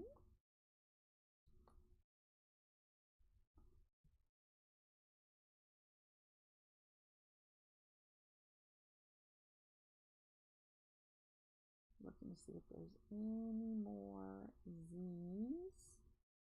I know there's some. And I know I'm gonna miss them and then have to go back to them. That's just me. I don't see. I'm not professional. I have squirrel brain. Oh, look, squirrel. Yay! But I think oh, nope, there's another one I missed. Okay, I think I got all of them for now. Anyway.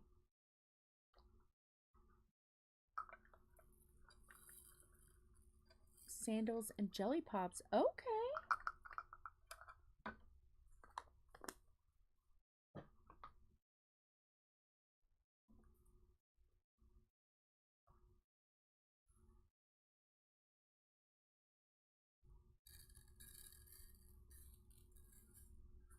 Of course, I go to pour and I get a bunch of dryer sheets. Doing it again.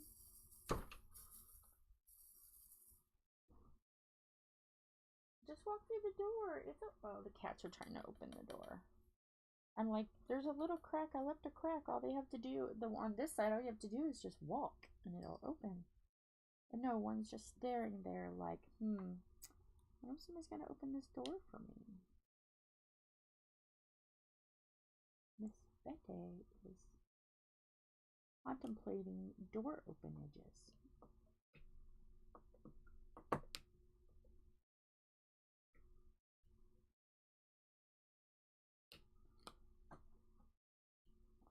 Hey, come on, get off the pen.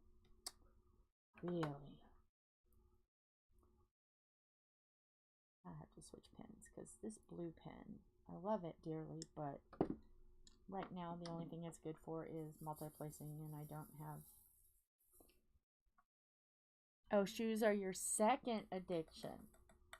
Let me guess, diamond painting is your first?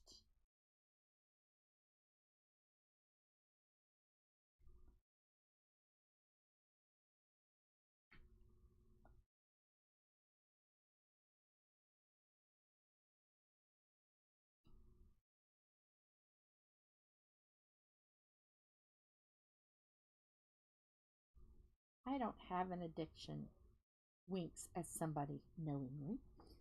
Of course not. Why would I have an addiction? Wink, wink, nudge, nudge. Say no more, say no more.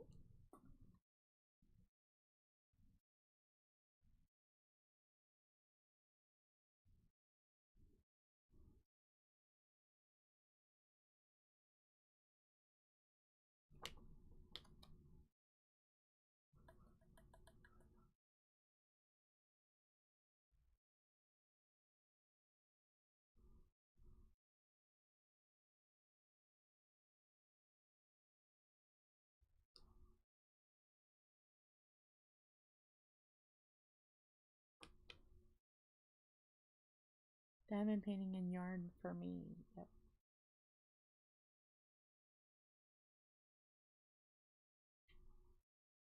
Diamond paintings are my favorite. After that is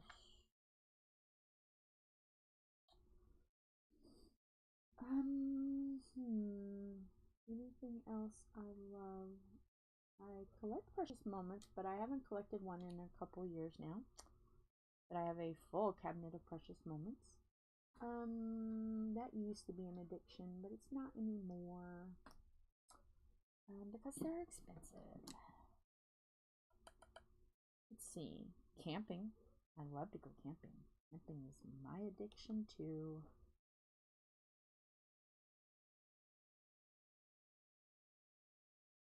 Camping.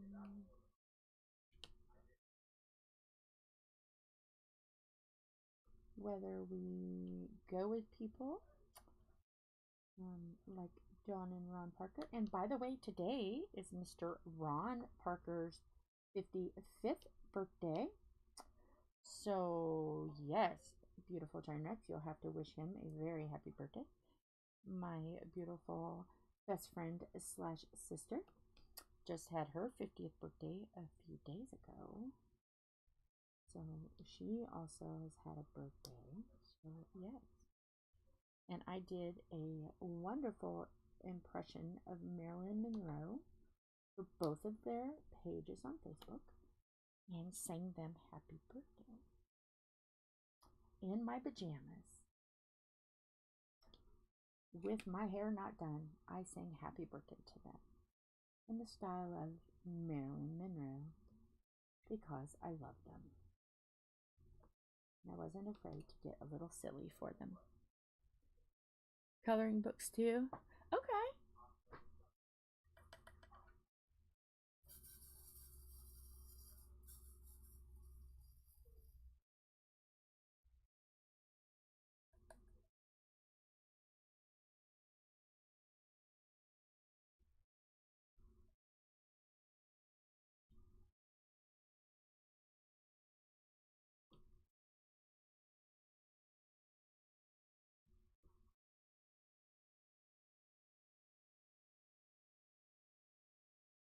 I used to have really good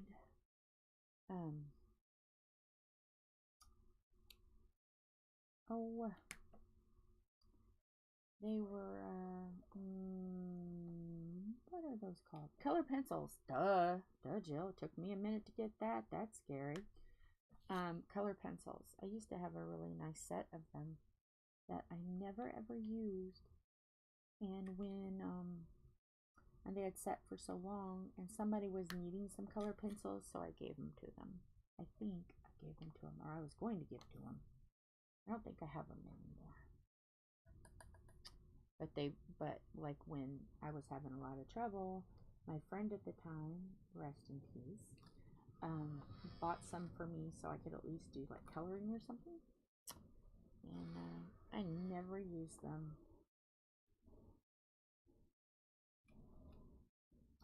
But he was worried that when I was really sick, you know, me not doing anything. So yeah. He didn't give me a coloring book because he didn't know which one I'd like, but he gave me color pencils.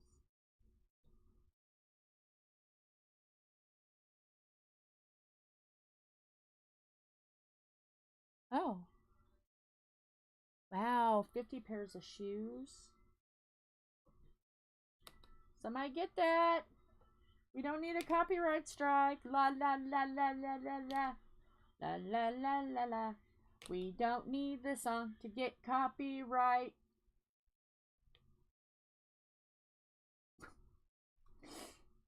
You like that singing? Was that nice? But I bet you won't get a copyright strike if I start la la laing.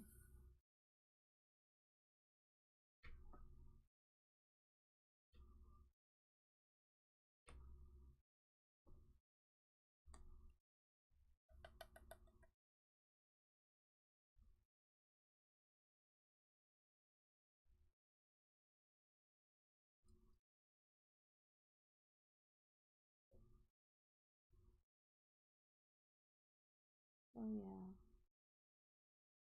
Something must be going on because the sun just called.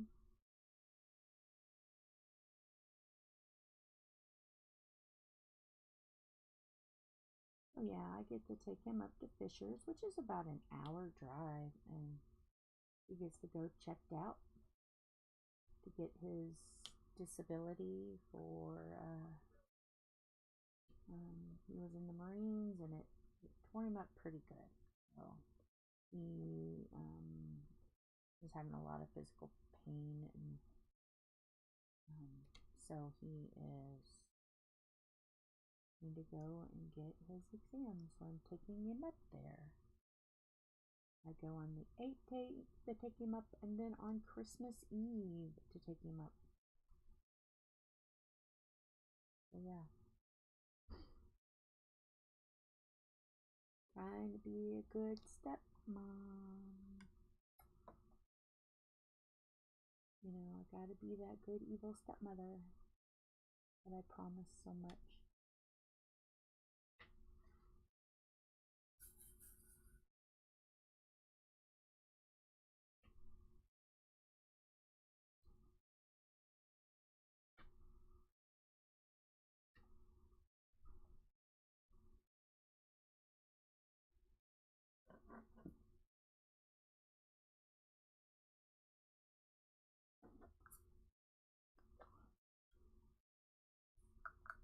This is looking so good. I cannot wait to flip it over and move the camera back. I am so excited. It's looking good. Oh, you do have a lot of static? Oh no.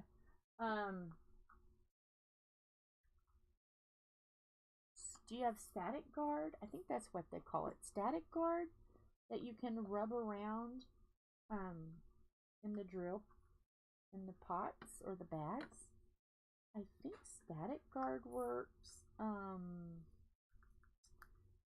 I've heard someone say rubbing alcohol works.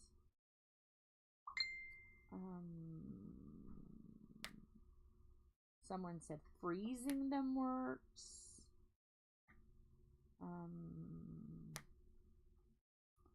So I don't know, but I'm sorry. And that makes me sad because I've got to do that one here real soon. And I'm going to have static too. Oh no. Because if you've got static, I will have static. Because those will be the same, from the same week. Bet, I bet.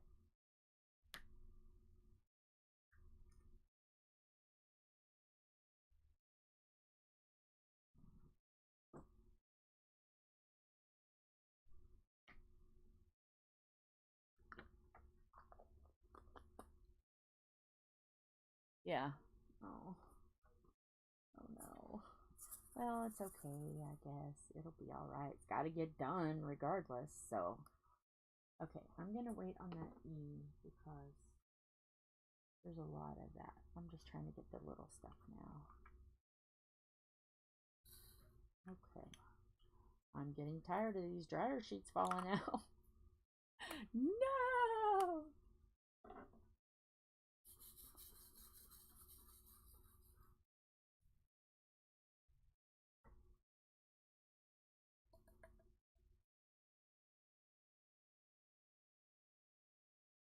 Let's see.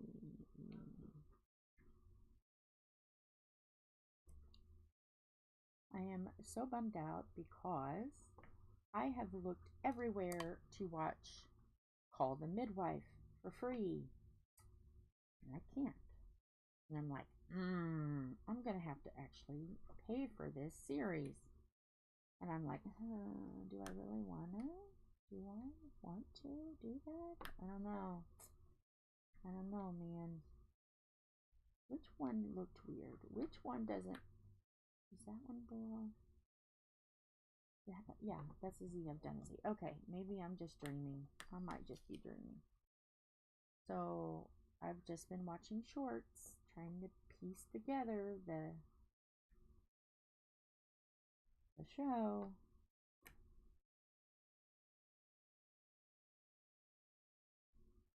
Oh yeah. Okay. That'd be great. I went to go to find the link that was posted up, but I couldn't find it, and I'm like, couldn't find it. So if you can put that on the diamond painting Facebook page thing, that'd be great. So then I don't have to try to search for it in chat. Because as you can imagine, 4 hours is a long time. You can see if it's available on there. Okay. Because I looked at BritBox, but they want to charge, and I'm like, and I tried PBS streaming, and it wanted to charge, and I'm like,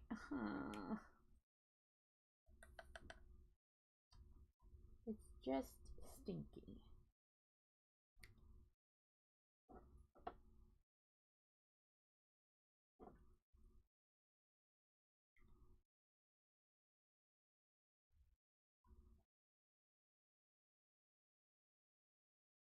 There. That one didn't want to behave. Get up there.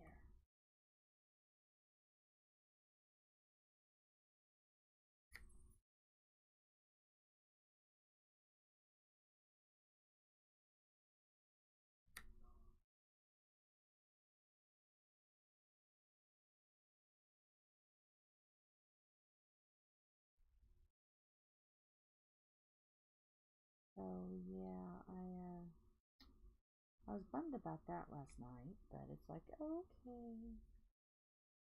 I'll just watch the shorts and be happy. Eat our fiesta noodles and be happy. Because fiesta noodles are yummy.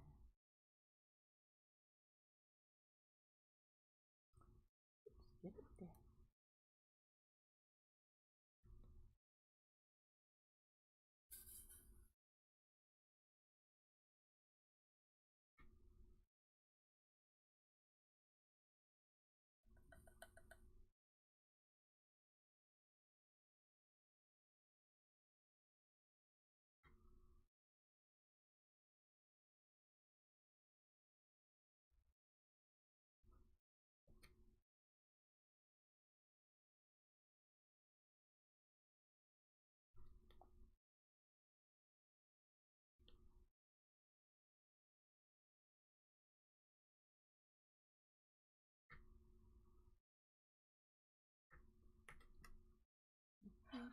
all of the thieves.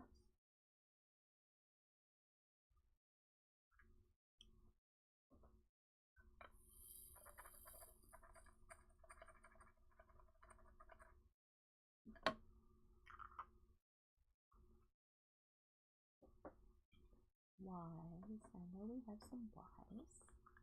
Ooh, the skull's gonna have some lavender in it. Fascinating. And fabulous.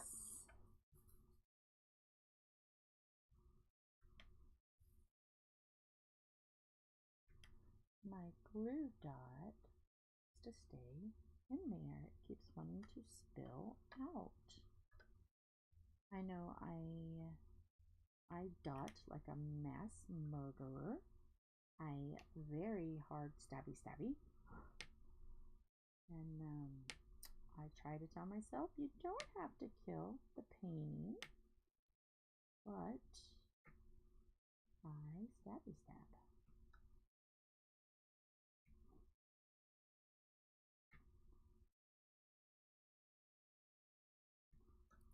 Ah, I want that. There, yes, yes. Okay. Fabulous, fabulous. Now let's get some other wise down.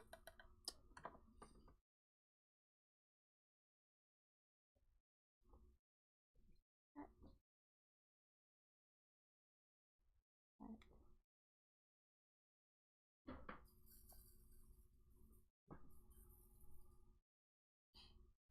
Let me pour a little bit more because I can.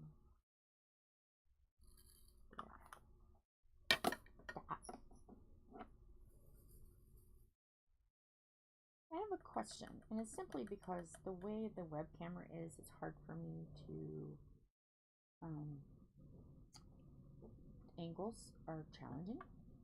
Do you like watching just like what I do, the diamond painting and maybe a little bit of my tray when I hold it up? Or would you rather see a different angle? Don't know if I'm going to be able to do a different angle with the setup that we have, but I mean, is this satisfactory? Are you content with the angle? I'm curious. Curious. Don't know if I can do anything more, but I at least want you all to know that I like to hear your thoughts.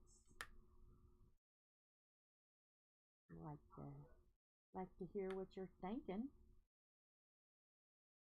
Try to encourage you to very kindly state opinions, because it's fabulous to hear that people like or don't like or whatever, because I don't get butt hurt like that. I'm one of those, just say it to my face. You like it? Awesome. I used to do it a long time ago on the Everybody's Aunt Jill's, where I first started videos, where I made it to where you could see me and some of the canvas, but you couldn't get up close. And I'm like, you know, people come here and it's not to watch me, it's to watch the diamond painting. So I'm like, So then I got sick and I had some time to think about it, and then I came back and it's like, okay, we're gonna do this. So that's where that came from. Alright, go back to the eyes because I've missed some eyes. I've seen them when I was putting down others.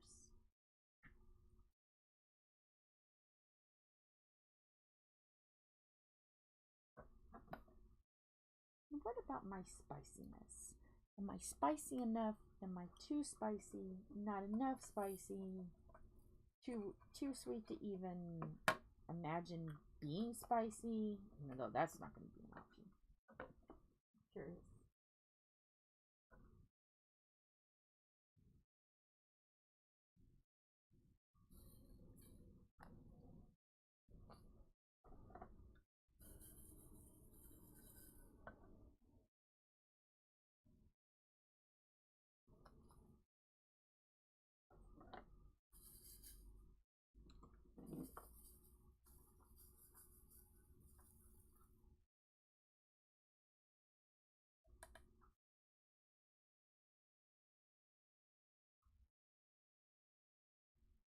Somebody's eating something pretty loud. Make sure it's not 5:30, and it's not. Gotta make sure, because that's when our Miss Priscilla comes over. And Tom and I were talking, and we decided that Miss Dawn, our old neighbor, she had a stroke. So she is going to be getting out of rehab within like a week or so. Well, she lives with her brother, and she hasn't lived there very, very long. So things are still like, they were all coming together and stuff, and then she had her stroke and had to go to rehab. So I told her last night that, hey, if I know you got to get home and you got to get stuff together and you got to get comfortable and make sure that you're okay and don't need anything else, that we are more than happy to keep Priscilla, just a pupper dog, as long as you need. And if something happens and you can't take her, that we would be more than happy to take her. So yes, and she was so thankful for that, and I'm like, that's okay, it's what family does, you know. So because I call her my sister, because her and Ma are like, Ma's the bee's knees. Everybody loves Ma, and so yeah. So we are helping Ma pup sit. Ma does afternoons, and then we take her in the evening, because we don't really want Ma going out late at night, walk the dog, or potty. So if she were to fall, if she were to fall, and it's dark, would anybody see her right away? And it's cold. So yeah, so we are dog setting a doggy, and how long? Don't know. She's got the options. So yep. I'm an Aunt Jill to a doggy. And she's really sweet. I've had her on camera before. I can't pick her up because she's over 10 pounds. She's a little dog, but she's chunky. She likes to eat treats. Aw. Aw, thank you, Sam. Well, I like to hear what people say, you know. I don't mind constructive criticism. That doesn't bother me one bit. Because I know this is the train wreck. This is nowhere near anything professional, and it won't ever be. But I just like to hear what people think. And I know Wyatt does too. Wyatt's kind of like, can you ask him? Like, yeah, I'll ask him. So, because it kind of helps him too. Because when he starts doing videos again, which basically means just watching them and making sure I don't say something stupid or major disaster doesn't happen. And so yeah. But I want to work on the opener board, because I have an opening board. He created one, and that's what you see, the turquoise and purple. So that's the opener screen thing. And then I've got some music picked out, but I don't know if it's still copyright. I gotta find out, because I gave him some music for videos. And then I eventually want him to do an end screen, because I don't know, but he's busy, so I'm trying to let him get through the stuff he needs to get through and do, and I'm hoping. And some videos you get to see bloopers at the end. Do you guys like that? Do you guys like when somebody's doing a video and it looks like really good? Oh, there's no mistakes, and then at the end, bam, bloopers. Or in movies and stuff too. I love that. That's why I was like, oh, you can take all of my things and edit them at the end and make bloopers. So some videos have bloopers, some of the older ones. a handful do. So you never know which one is going to be the blooper. But it's funny because I obviously make a lot of mistakes. So blooper rails. He loves doing like little bits, like the Oscar the Grouch the other day. Just do like little funny things to get people laughing. So he didn't even make it to 38th Street before somebody stole his garbage. That I giggled so much. Oh my gosh, when I got off of live, I giggled. I was like, really? You got robbed at 38th Street? Anybody who knows Indiana, in Indianapolis, 38th Street area, you'll know why it's funny. Because it's not a good neighborhood. It used to be a fabulous neighborhood. Used to be, anyway. So, yes.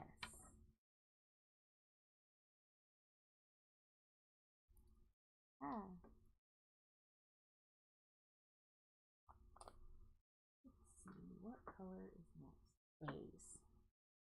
Yep, we have some A's. And I'm doing pretty good. Are you guys all keeping up? Nobody's ready to run for the hills yet? Not been on too long, I don't think. Let me see. 2 hours and 37 minutes. Or as I lovingly say, 2 minutes and 37 seconds.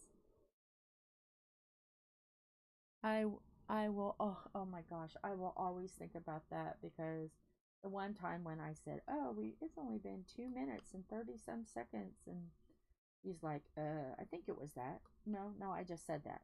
There was a time and it was short, and I'm like, oh, we haven't been on. It's only been like so and so minutes and some seconds, and he's like, that's hours. Oh, well, okay then. And we've been on longer than so many minutes and so many seconds. So that joke like stays now. So anything is like a minute would be, oh, we've only been on 1 second. Yeah. See what you get when you come into the beautiful Trainwreck's home. You never know what you're gonna get. Most of the time it's gonna be funny or chaotic or hilarious or chaos and delay. Either.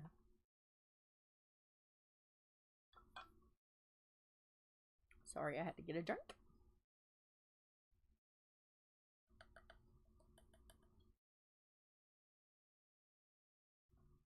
Oh yeah.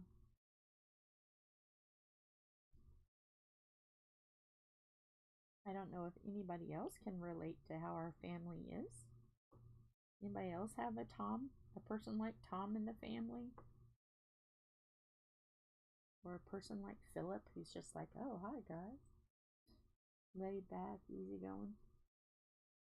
Or a person like Wyatt that's like a little OCD, a little obsessed with time and stuff, but he's starting to chill more. And that's just because of the media aspect, you know. Things must be perfect and it's got to be a certain way and it's got to look professional. So we are working through it's a train wreck and we love it. Wait a minute. Is that?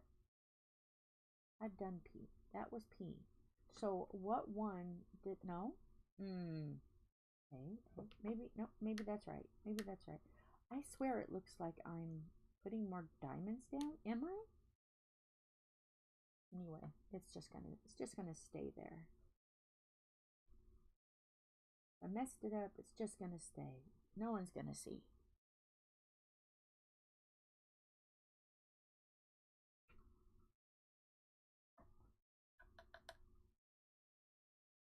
Oh, yeah.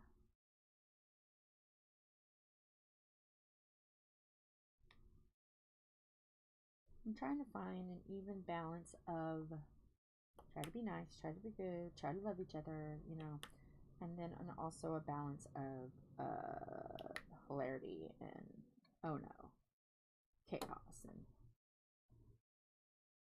just trying to find an even balance, you know. I want people to feel like they're being stood up for, you know what I mean, but people are having a rough day, that someone out there cares and doesn't want them to get hurt by people, and don't be a big meanie face, and you know, I care. And so I like to try to match the chaos with the caring.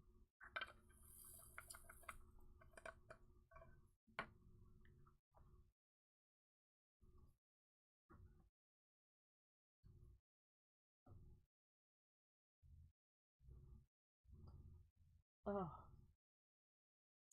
I am trying not to burp Fiesta noodles. I had them for lunch. While they taste good, going down, they don't necessarily taste good going up. Oh my goodness, another dryer sheet. Oh, I get purple. I love in. It's purple. Fabulous. I don't need many of them. I don't know why I put so much in the pot. I just need a little purple.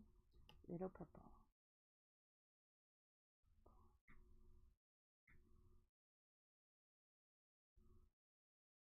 So, do you guys have YouTube creators that you consider fabulous, or a hero, or have gotten you through hard times? Because I sure do. I have a few, and I'm just curious, do you, when you were going through a hard time, was there someone that didn't even know they were helping you but help you? And I'm not doing this for you to say me. I'm just really curious to see if anybody has helped you like some Diamond Painters has helped me. My big one is Rebecca at Add More Zest, and Daphne at Diamond Painting Anonymous, and Miss Crafty-Ish Kristyn at Crafty-Ish Kristyn, and of course Mushmallow at Dark and Creepy Diamond Paintings, and starting to watch Mara. Give yourself a shout out, girl. Crafts with Nightingale. I'll say it eventually. And we have Miss Lorna. If she's here, she can say hers, because hers has got numbers.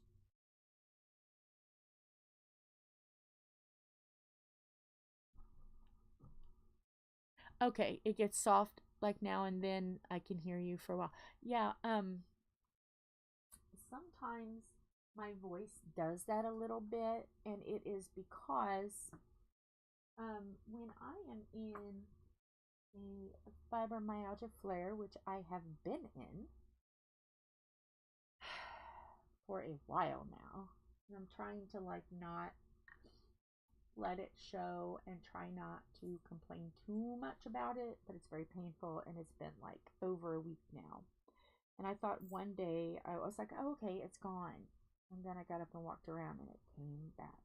So with on days that there is fibromyalgia flares, see if anybody else has this too, it affects my vocal cords. So I'll be talking and I'll be fine, and I'll be fine, and I'll be fine, and then all of a sudden I sound like an 80-year-old stripper that smoked 4 packs of cigarettes a day. So yeah, so usually I have to, like, if I start to hear the croaking, I have to like quiet for just a few minutes and then get a drink, and then, you know, then I can go back to being the normal chaos that I am. So yeah, that is why. So does anybody else have that problem?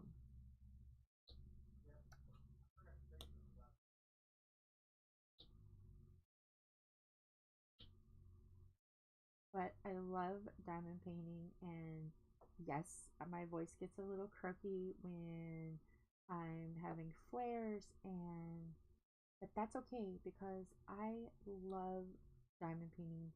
I love doing the lives. I love talking to people. I love helping people. I am just that person. So for me to say, oh no, blah, blah, blah, or I don't care, or whatever, or oh, my voice, blah, blah, blah.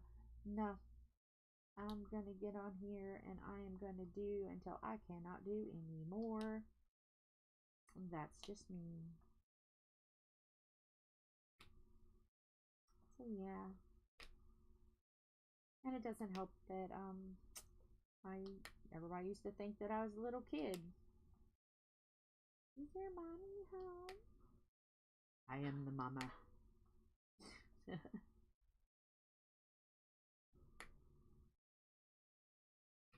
So yes. But let me know and I will and I can talk louder. Yes. Yes. Okay. At first the doctors like didn't get it because I'd say like, "Oh, I'm having this." And they're like, "Well, your throat's not sore, is it?" And they couldn't figure it out. Well, I finally got 2 doctors ago. I got a doctor that was doing pain management. But when I said I didn't want painkillers, he's like, "Well, why are you at pain management?" I'm like, "Well, this is where they sent me." And he's like, "I would love to do your case." So he did my case. And for regular doctor, not pain management, because obviously I'm not going to do anything with pain management. And he said, I'm familiar with it, but I'm curious. He said, "I want you to go home and write down everything," because my memory was kind of bad at the time, because the fibromyalgia flares and starting this dementia stuff. So I wrote everything down, and he was like, "Okay." And then I got COVID. Well, they didn't know how COVID was going to go with fibromyalgia. So I wrote things down. And every time I went to the specialist, I showed them what I wrote down. And come to find out that that's the only reason I feel that way is because the nerve endings around the vocal cords get tight. And yes, you figure fibromyalgia affects muscles and nerves. So anything that has a muscle can be affected by fibromyalgia. And found out that by just writing things down. We think there may be a correlation between fibromyalgia and diabetes because it seems that when my blood sugars are high, and I'm in pain, my blood sugars are high. Well, there's muscles around the pancreas, and we think that might be squeezing. So we're basically just going with the flow, and if I have symptoms more than a few times, so it's not a fluke, then I say, "Oh, by the way, I'm having this," and it's right around the time that I have flares. So we're just kind of like going with it. And that's what we're doing. So as I learn things, I will gladly share with my fibromyalgia brother and sisters. I will gladly share any information that I find out. But yes, that's what, because there's times I'll wake up and I'll be like so froggy, like I've got laryngitis. And I've gone to the doctor before and they're like, "Well, that's weird that you get laryngitis, but you don't have any other symptoms of a cold or anything." Well, that's what got the doctor to start to think about it, because why am I waking up feeling absolutely fine, but sound like I've got pneumonia, sound like I've got bronchitis, He was trying to figure it out, and that is what we come up with. It's a part of it. So I'm hoping eventually that enough doctors will start like saying, "Okay, when you are having this going on, write down what you're having so we can do a correlation." So yeah, but I have a very nice health team. They all work together. Doctors, specialists, residents, because they're like, oh, do you mind if this resident comes in? I don't mind. You know, they have to learn too, you know.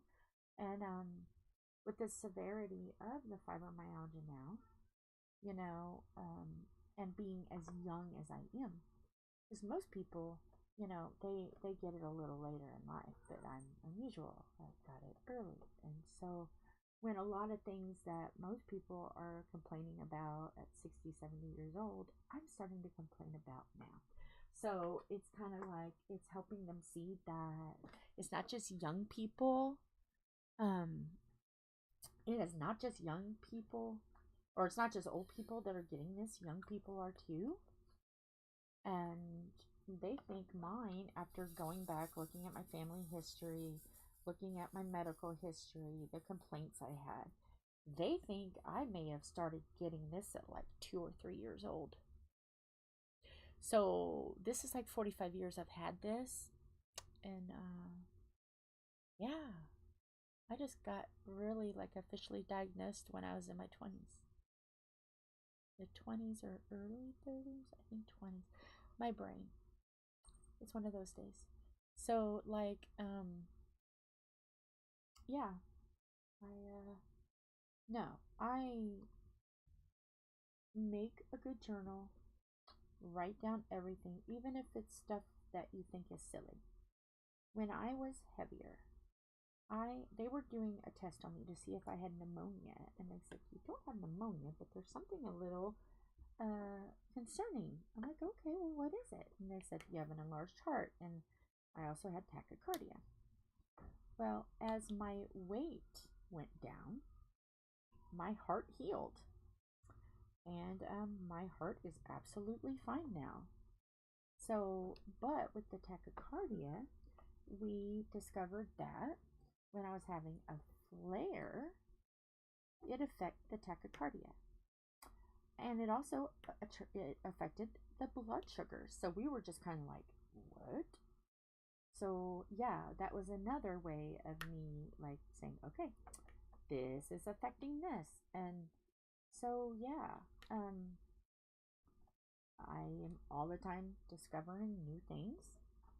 Like since the hernia surgery, I have started feeling like random numbing in my face, but my blood sugars are fine, my pulses or my heart, my blood pressure is fine. It's just one of those things where when they make, you know, even though it wasn't a big cut, they still made little incisions, which still affected the nervous system. It still affected nerves. They cut nerves, and the nerves are trying to heal, and so my face feels like somebody has pinched my cheeks really hard.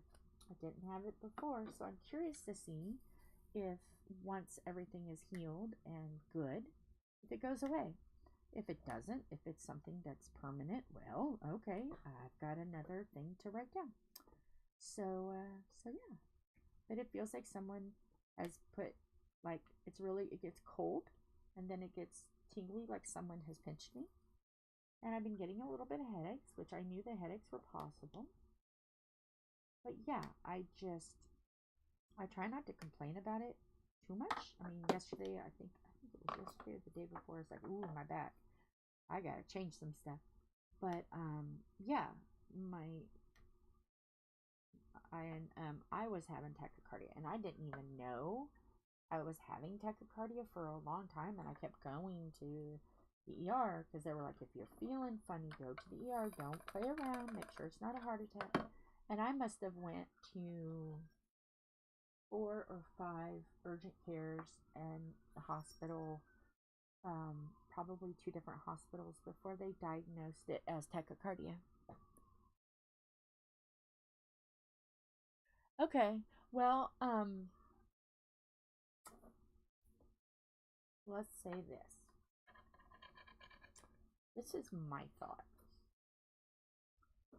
Diabetes and fibromyalgia has to correlate because when I first got diabetes, I had fibromyalgia. I was okay. I just got random, but I was okay. random swelling and stuff. But now, diabetes is under control. My A1C is 6.0, which they're hoping it goes down a little bit more, but they said considering a couple years ago I was 12, you know, it can't go down overnight. And, you know, I'm 187 and I'm eating good. And yeah, over the holidays I had a little sneaky sneak, but who doesn't? And A1C was like, my last A1C was 126, I think. So yeah, I'm not doing bad. So it made no sense that after COVID and I went through all this crap, that now I am numb to my knees, from my toes to my knees. Now, obviously, if I stub my toe or I do something to physically injure myself, I feel it, don't get me wrong. But it's like tinglies, like when you get up from sitting on the floor. So, something about fibromyalgia and COVID and diabetes. Yeah, and we don't know who's the contributor because in all said and done, my blood sugars are good. So that happens more when your blood sugars are unregulated, according to the doctor, the specialist. So, yeah. What is it? So I'm curious to see if it will go away because I didn't have it before surgery. And surgery affected, you know, it reared up some ugly heads. So yeah, I don't know.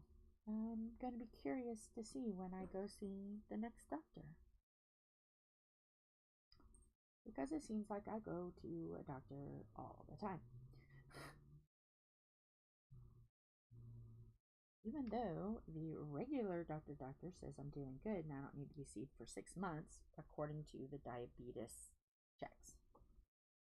Now, if I'm feeling bad or, you know, or whatever, to go see him. But when it comes to the diabetes checks and all of that, and I only have to go now every 6 months instead of every 3. I'm doing good. As behaving, sort of. I'm allowed some things. Just simply because I can't eat artificial sweeteners. I'm allergic to them. So I can only have real sugars. So he allows me to have a little bit. I can't go crazy because it'll affect everything. So I'm doing really good. I'm doing really good at just sticking with putting some sugar, a little bit of sugar in my tea. And then there's, you know, he said, when there's stuff that you're celebrating, go for it. You know, you're not gonna, that don't work for everyone. So don't listen to me if you're doing something else. But for me, in my case, I'm doing good. So I can have a little bit of a sneaky poo since I can't have artificial sweetener stuff. So yeah, he's allowed me to have a little bit of fun. Because he said, if I go all my life without doing it, the odds of me wanting to cheat and do it all the time will be greater. It's easier just to allow me to do it and then get it out of my system and then go back to eating the way I was. Which, I mean, makes sense, you know? So, yeah. Oh, someone's trying to get in. I don't know who's trying to get in, but they're trying hard. So yes, there's so much that they don't know about fibromyalgia. Mind you, it's better now that there's famous people coming out. Stevie Nicks has come out. Lady Gaga.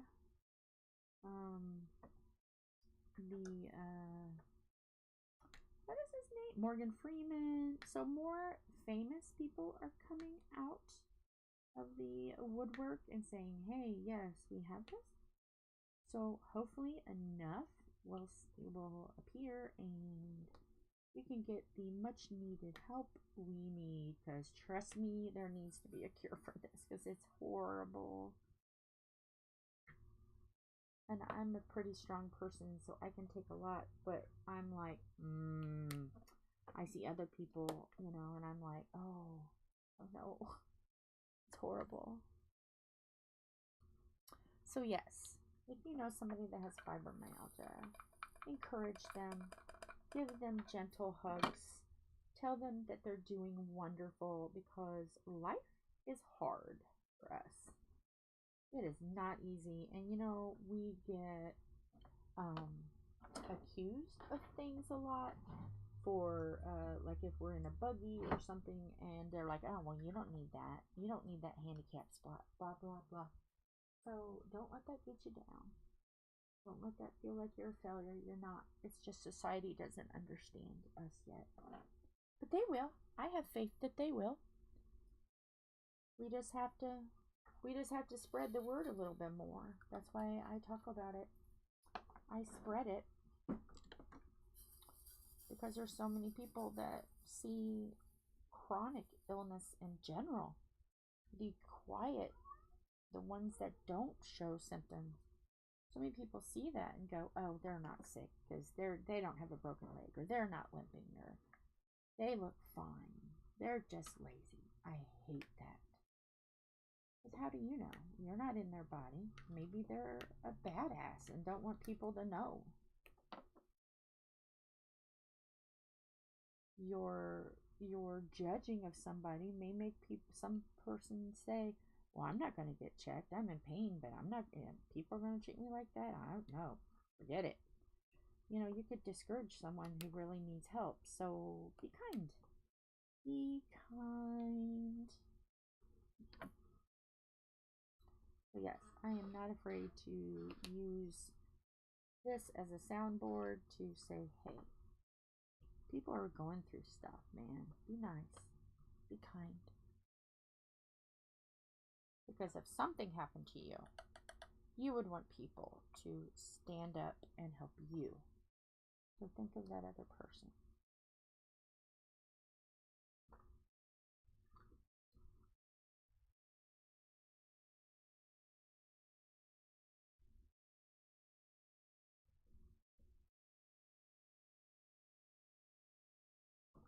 Oh yeah.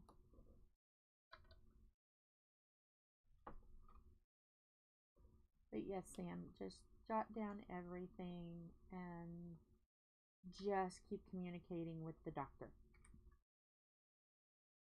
And I like, if there's any suggestions that they make, I do it.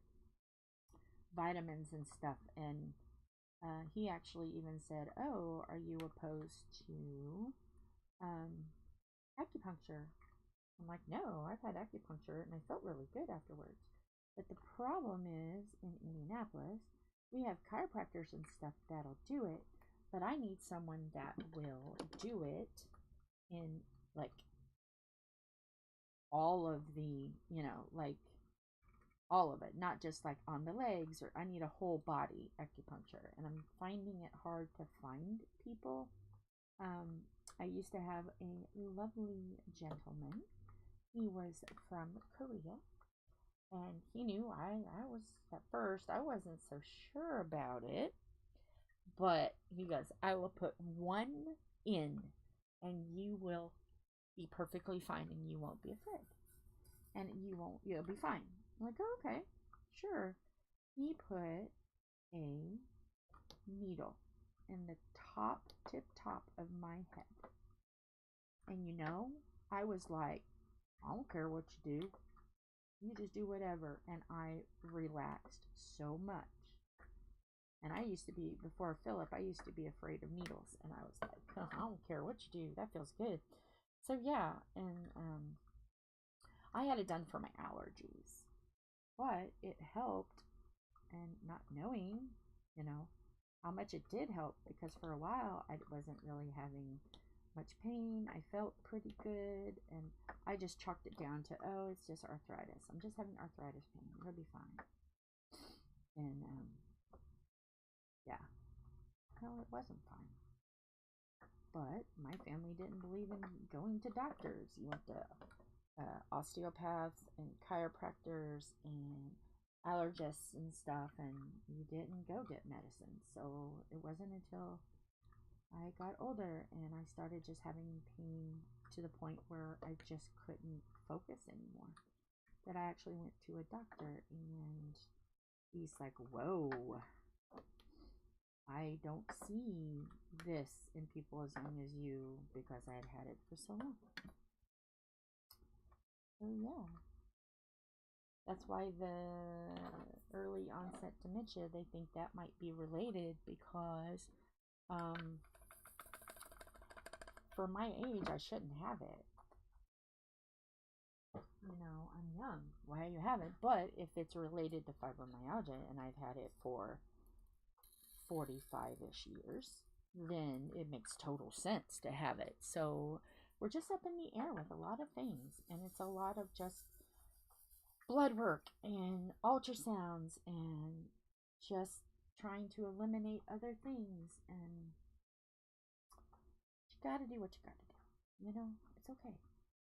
I can be a pincushion if it helps them, you know, say, oh, well, this correlation with this person and this correlation with this person, this has got to be related. I don't mind being the guinea pig if that will help somebody in the future. Yes.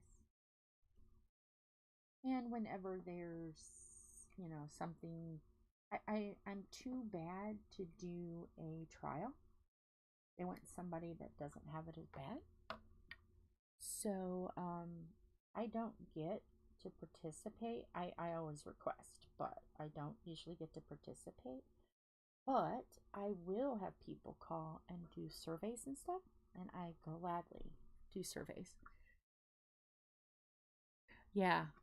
Oh. Okay. Well, physical therapy is good. Do they have the option to do ultrasound therapy, heat therapy, where it looks like something that's from an ultrasound, but it's and it glows red? Does your physical therapy have that? Because when I went to physical therapy, they did that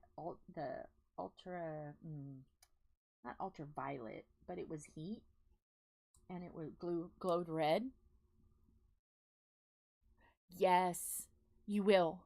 You will. Yeah, it is rearing its ugly head. Yes. I can do things, you know, that most people couldn't do. Most normal people would be like, oh, I'm so sore, and be absolutely fine.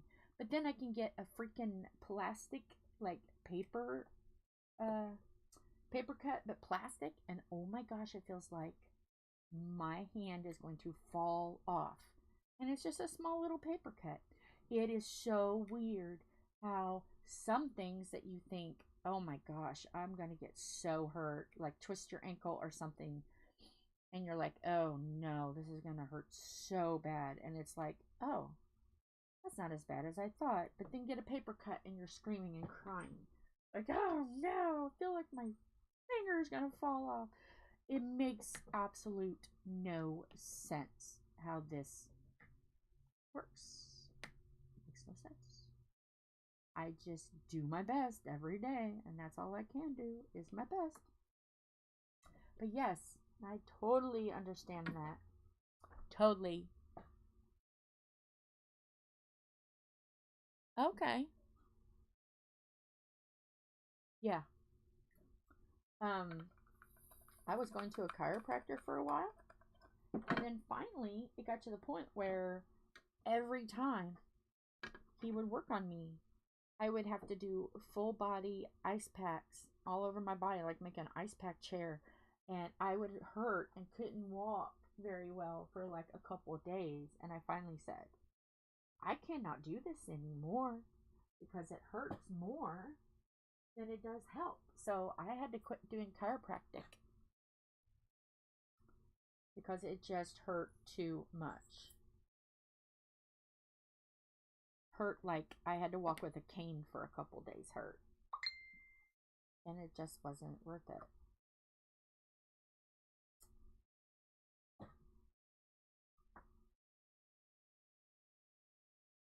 And I've tried osteopaths and stuff. So like alternative like treatments and stuff, vitamins, teas, you name it, I have tried it. Some vitamins I still take because I did see some benefit. But yeah. It's hard. And it's especially hard when you don't have people believing you that that is real. So when someone says, hey, I've got fibromyalgia and this hurts, I'm like, I believe you. I know a lot of people don't. And I usually see like a correlation of someone will say, oh, I have this. And I'm like, oh, fascinating. I have that too, you know. And it's like,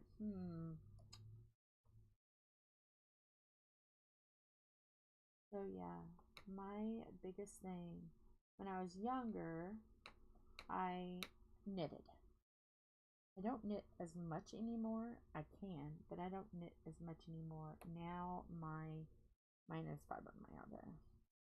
That is my go-to for like a physical therapy, because they said do something that requires movement and eye hand coordination, and they were telling me to do all this stuff, and I'm like, can I just do something like diamond painting or something? And they're like, well, yeah, you can do that. Okay. Is that something that even if I'm having a bad day, I can still sit up and do? Oh yeah.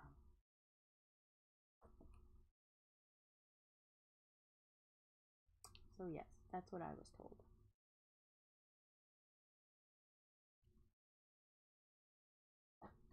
What injuries at PT do you get? I'm curious. Like legs from stretching too much, because that is a concern as well.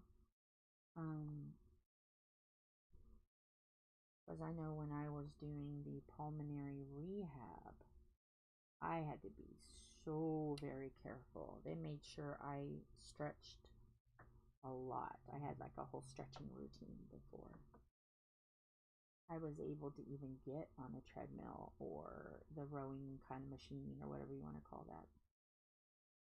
And then all of my exercise had to be sitting down. I wasn't allowed to stand up for a couple of times. And then once they realized, okay, she can do it, then I could walk on a treadmill, but I could only walk on it like 5-6 minutes. And then they bumped me up, and eventually I got to 30 minutes.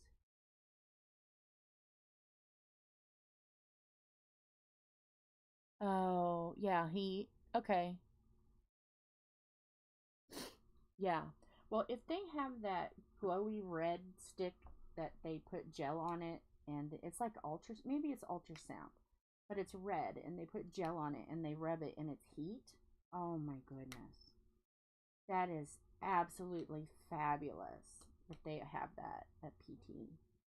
If you just tell them, oh, it's a wand and you put gel on the skin and it's warm, it's red, it glows red, they'll probably know. Try that because it's heat based, and maybe that will help. And if it doesn't, I'm sorry, but I want to see if they can really help. But yeah, heat is amazing. If I get really cold, I have to have like a lot of heat. I layer and I have to stay warm, because if it gets in my spine and I have shivers down my spine, oh, it's time out. It's time for me to go in. That is when my body is telling me no more cold. Now it's in your spine. You're cold in your spine, and if you're not careful, you're not going to walk tomorrow, or maybe even the next day.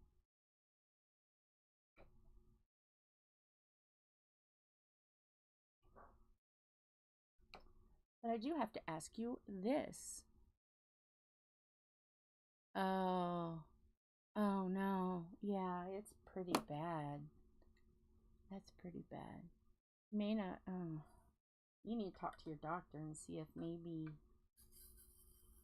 there's something else that can help, because that sounds like it's doing more harm than good. Maybe you just need to have a very open conversation with your doctor and say, hey, I'm not trying to be a wimp or try to abuse the situation, but hey, this is starting to hurt and I've done all this and it's not helping. Is there anything else we can do? And I mean, if you have to keep doing PT, you do. Oh, okay. Yeah. Yeah.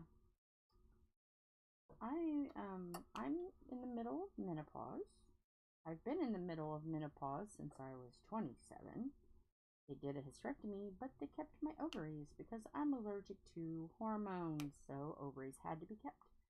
So that means he said I will have problems with this for until I go through actual menopause, and I'm starting to go through actual menopause finally. Usually the women in the 50s, when they get about 50, they start going through it. I'm going through a little early, but I had some help. I was gutted like a fish, so I had some help with that. So I'm a couple years early, but I'm taking vitamins for that, and it keeps me from going cuckoo crazy for Cocoa Puffs because they're delightful. And yeah, so there's that. But I do have a question for you and anybody else that might have fibromyalgia out there.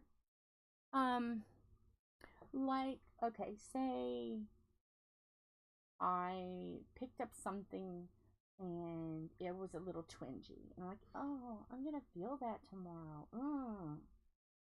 And you feel it a little bit that day.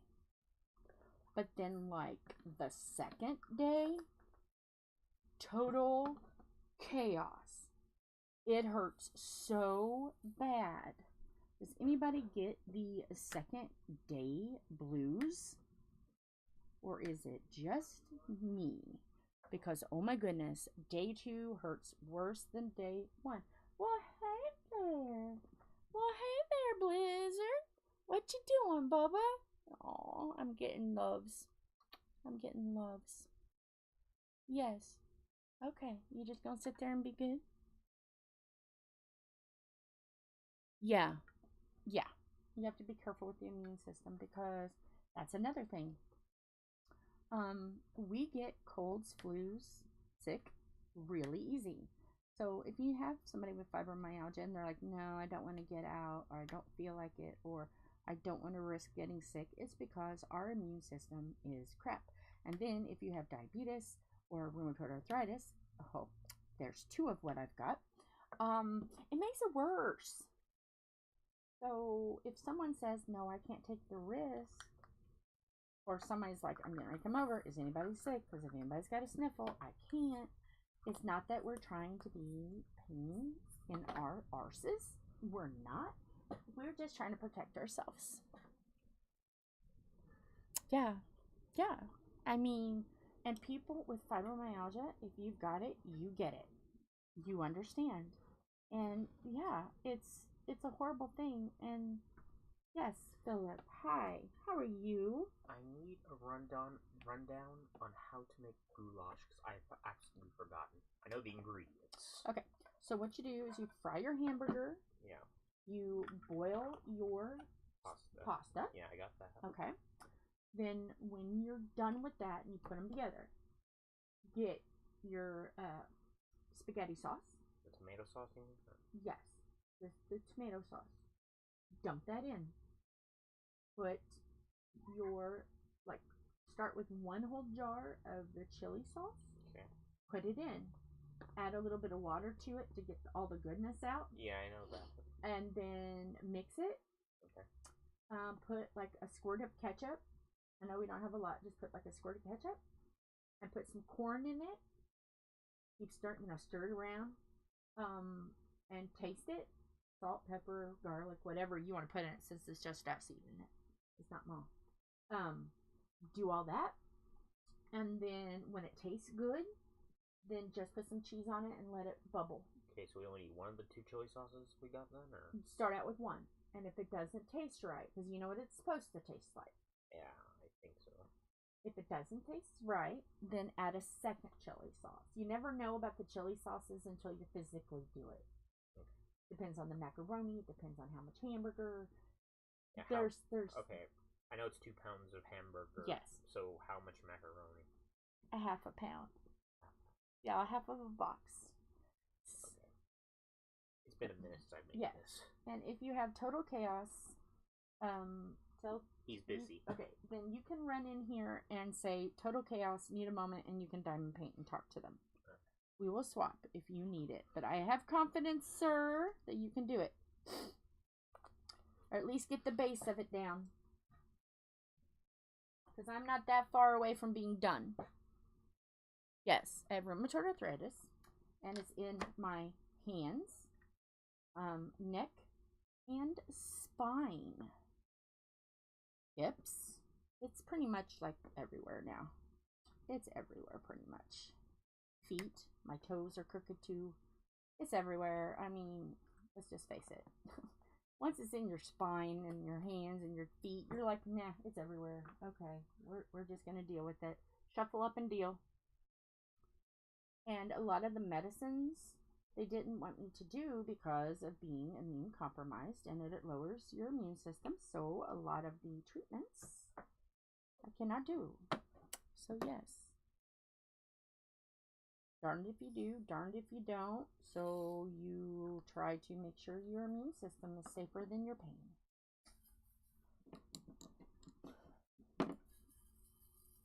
So yeah, that's what we do.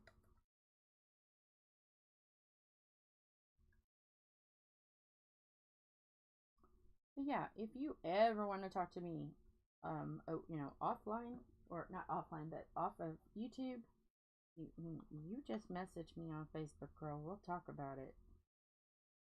But I want to be like, I don't mind if people ask questions, because if this starts the conversation on spreading the word, then yeah.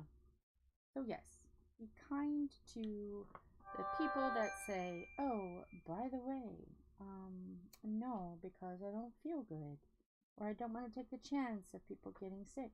Let me tell you, through COVID, I didn't go anywhere. We had food delivered. If something had to be done, Philip went and did it.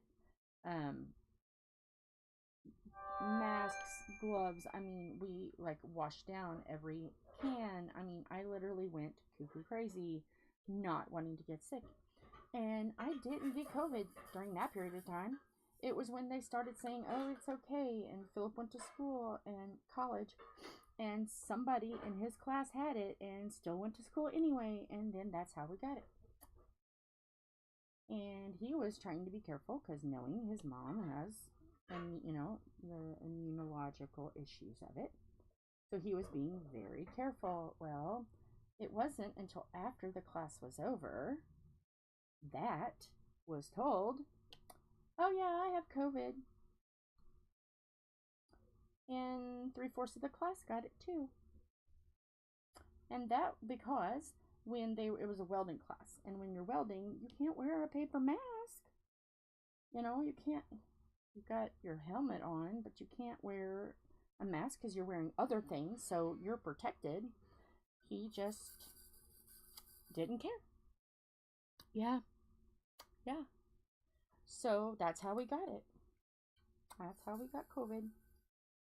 And we all three had different symptoms. And, yeah.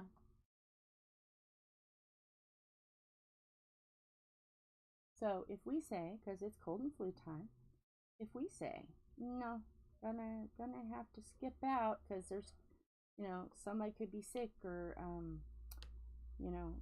you're around somebody that could be sick, and if your friend's asking you a million questions about who have you been around, if you've been around anybody sick, just realize that, what could be a cold that lasts 2 days for you could literally make us sick 3 months. I wish I was exaggerating. I am not. I got swine flu at one time. I started hallucinating and thinking that the walls were dancing and talking to me. Fabulous. Not. So, and it took me 28 days to get over that. The actual just the part that I could give it to people. The side effects took me about 3-4 months. So yeah. Oh, did you see? So be kind for people who have chronic illness. Now, if you know you have a friend and you know you was around somebody that may be sick, call him. That's what I always did. If Philip was sick and I was around somebody, the first thing I did was get on that telephone and say, hey, you know, we were just there yesterday. Today he woke up and he's not feeling good. Even though he wasn't fevering there, I still did. I was like, watch out, because we were around, because I wanted that same respect for me. So yeah, and luckily friends and family understand that if I don't feel good, they will either give, you know, if they're healthy, they will give me the grace to, if I feel like coming over but I don't feel like moving or doing anything, they allow me to do what I gotta do, you know, because there's been a couple times I've felt really bad, but I didn't want to miss out. So I went and I just sat and had blankies on me, and because I thought, well, if I'm going to be miserable at home, I can be miserable here as long as no one's sick. No one was sick, so I went. But yeah, and if you know somebody, just say, hey, I know I don't want to hurt your feelings, but we have a sick household and we don't want to get you sick, so let's reschedule. And you know, that is an amazing friend, or that is an amazing family member. That yeah, so be that very important person in somebody with chronic illness or diabetes or heart issues or fibromyalgia or you know, a whole bunch of things. If you can look online, a whole bunch of illnesses and diseases affect the immune system. So be that good friend and say, hey, you know, this is going on. Let's not have you. Let's reschedule. So yeah, there's that.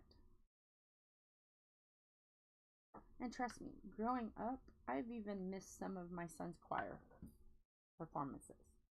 I literally, when I didn't feel good, I did not move, and it didn't matter. There were times I missed important funerals.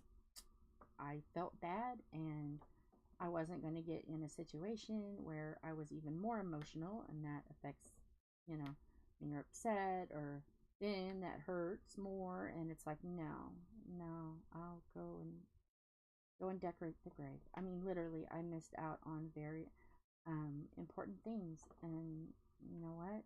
But everybody understood, and everybody gave me what I needed. So yeah. Only have E's left. Only have E's left. I'm curious here. That's still quite a bit. I mean, that's going to be another hour right there, because that's like a square and a half. So no, I'm not gonna go any further than the E's, I think, because I've been on 3 minutes and 30 seconds. So this is kind of a long stream. So okay, yeah, I'm gonna be done after the E's. I'm going to lay down, much needed lay down, and turn on the TV and turn on my YouTube channel and see what pops up, because that's how I pretty much, because when it's on TV, I don't get like a lot of recommendations like I do on regular YouTube, and that bugs me a little bit, but it's okay. Why did I get this big pen when it's all little stuff? Jill Marie.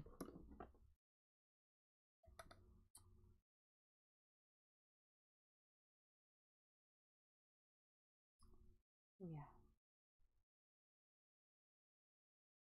Yeah. Give us some, give us some, give us some love.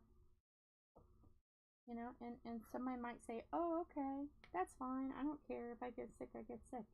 And that's fine. But give them the option of making up their mind whether they want to go or not, other than just say surprise, and then they're like, oh no, I'm gonna get sick. So yeah, I'm doing a bunch of TED Talks today. That's my TED Talk.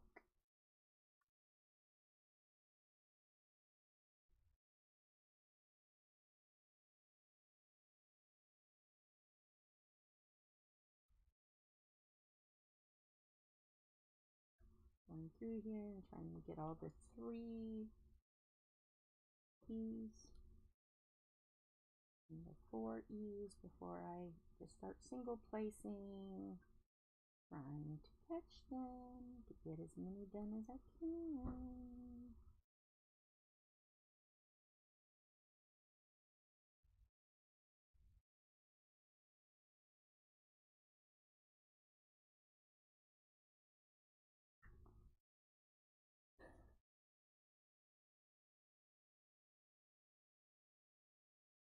Yeah.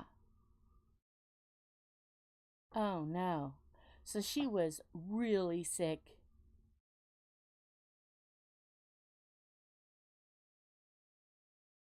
Oh my goodness.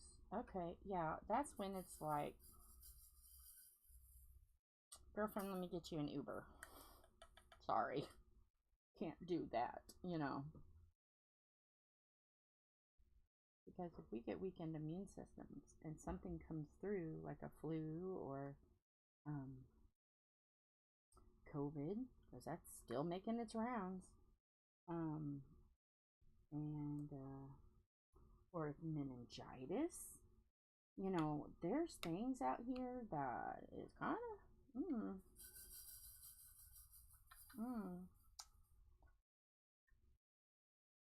so what seems like a not big deal can be a big deal. And I'm not saying this for sympathy, because really, you know, hey, I know what I am, and it takes strength to be what I am. I'm just watching out for my fellow brothers and sisters, because not everyone is as stubborn and bullheaded as me. Not everybody is. Not everybody is Johnny Bull, as my grandma used to call it. Not everybody is Johnny Bull, which means bullheaded or stubborn.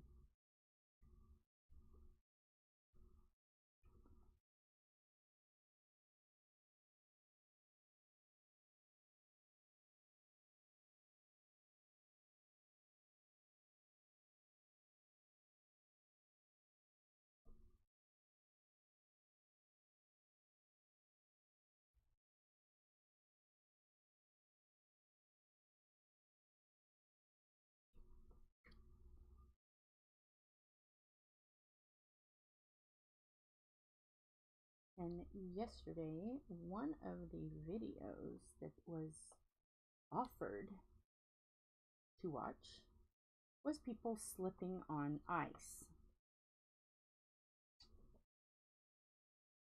which is scary, but also a little funny. It's like when I fall down, I laugh, and usually I stand up and go, ta-da! So yeah, I have to admit, I was laughing at some of them because I knew they got up and they were okay. And all of them were like light-hearted ones. Nothing was really like bad where you think, oh my gosh, they're hurt. There was light-hearted humor ones, because the channel does a lot of light-hearted stuff. And so I was like, okay, that's pretty safe. I'll watch it.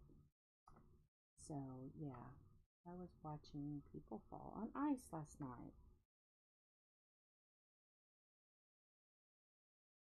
Oh, you don't have an Uber where you live? Okay. Oh, so you have to, because there's really no other choice. Somebody has to take them. Oh my goodness.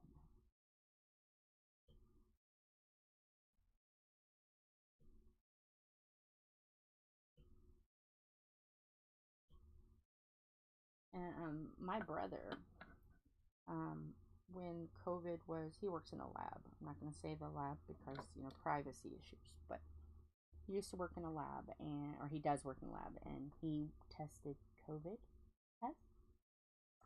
And like for an entire year, he said, I'm not going to be around you. I'm not coming over. I'm going to protect you. The times that he did have to come over for something, he never went in the house. He never touched the doorknobs or the door handle.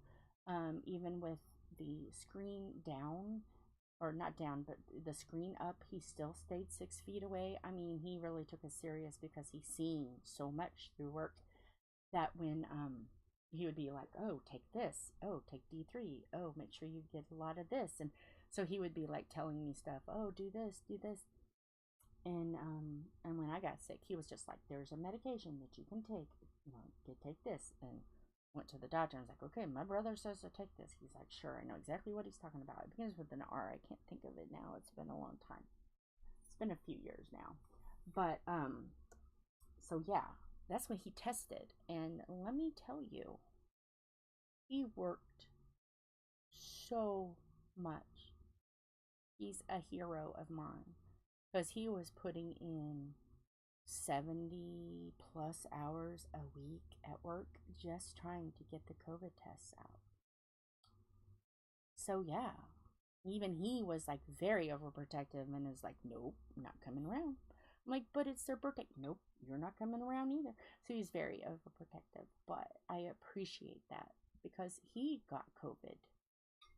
The whole family got it. And he was trying to be very careful, and he was gloved and protections and stuff, as you can imagine, you know, they have to be protected. But so yeah, and he's very cautious now because he knows I can get really sick really easily. So yeah, you just have to, you keep those people in your life that will say, nope, we're sick, not doing it, stay home, don't care, you're grounded, done.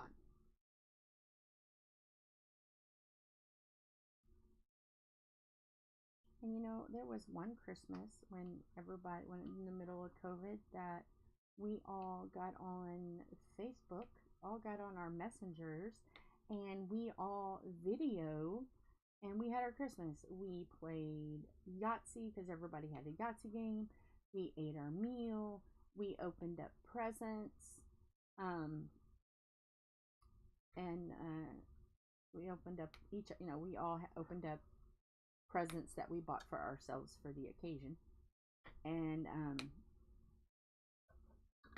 which I chose like candy and stuff because we didn't want to go to the store and get sick. So we just got stuff that we could get for delivery, and that was our Christmas that year. Yeah. Iron, zinc, vitamin D, and C. Yes. Yes. Yes. That is like the fibro cocktail. Garlic helps. Ginkgo biloba helps with your brain, with the fog. And ashwagandha, turmeric. Trying to think what else. I take more vitamins than I take medicine, but hey, if it helps, it helps. Cayenne extract is supposed to help, but I gotta be careful because of my tummy now, and my throat. So I gotta be careful. Yeah, and I'm not a doctor, and I'm not saying these will heal you. They won't.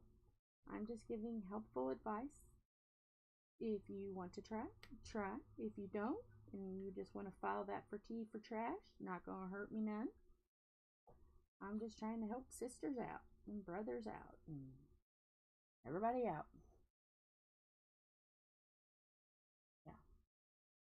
Yeah, I never got it until, you know, people went back to school and And it was like the end of summer, so it wasn't even like it was a big flux of, no, it was summertime. It wasn't even like cold or flu time. It was summer when we got it.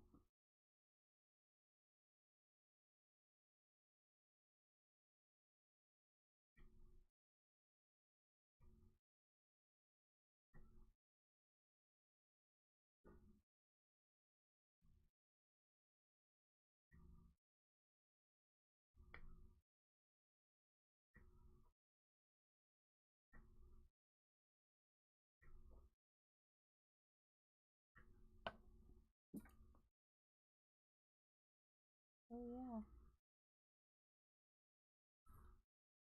Oh, I hear movement in there. We're supposed to pick up the counter top because it's not sealed in yet. Pick it up. That might be what they're doing in there. I don't know. But level it out. Because now it was just sitting on there. And seal the sink in and just get the fine tuning stuff all done. And then the sink can go in, and then plumbing can be done, and hopefully by this weekend, if no chaos happens, we will have a shower. Yeah. Well, and like, if it doesn't work for you, you can always pass it on to someone else, because I'm sure you know somebody that has it. Most of the time, you know, when I ask, they're like, well, yeah, you have it. I said, do you have anybody else? Well, yeah, so-and-so or so-and-so. It's around, but there's just not, it's just like, yep, you got it. Okay. Let's give you painkillers. And I didn't want that path. Because I wanted to, okay. Do you find that if you take medicines or anesthesia or any of that, do you find that you don't like it because it alters the reality? It alters your reality a little bit. You're not clear thinking. Well, as clear thinking as you can be, because with fibro. Do you have that where you just don't seem like, oh, I don't like this because I can't think clearly. It feels weird. I don't like it. You know, I don't like anything to alter my reality. There's that. I don't like that. And also too, can you get drunk? I do not know how. I do not know what causes this. I don't get drunk. I can drink and drink and drink and drink and drink and drink, and I have drunk before. Never had any effect of the alcohol. So I am very cautious. Now I don't at all because of my throat being webbed. But yeah, I don't feel the effects of alcohol. And even with painkillers, they will make me drowsy and they will make me go to sleep, and then I sleep for a little bit, and then I wake up in pain, and then I've got to sit for a few hours until I can take said painkiller. So why? Wouldn't that be make you more susceptible to wanting to take more of them and more of them and more of them, and then before you know it, you're addicted? Because the painkillers don't last as long as they should, and they make you sleepy and you sleep it off. So do they really work? I don't know. When I'm asleep, I can't tell if I'm in pain. So do painkillers even work on me? I will admit that I have had a gummy of a certain kind to see if I would feel the effects of it. And I did not. So even medicinal things do not work either. If you know what I mean, the big medicinal smoky. I have to be careful with my lungs. I can't smoke because I'm allergic to a lot of stuff. But I tried the gummy and said gummy did not do crap. I'm just sitting there waiting for it to start working, and it never worked. And I'm like, well, that was a waste of a gummy. Fabulous. So yeah. So I'm curious if you have any of that odd stuff. Because I sure do.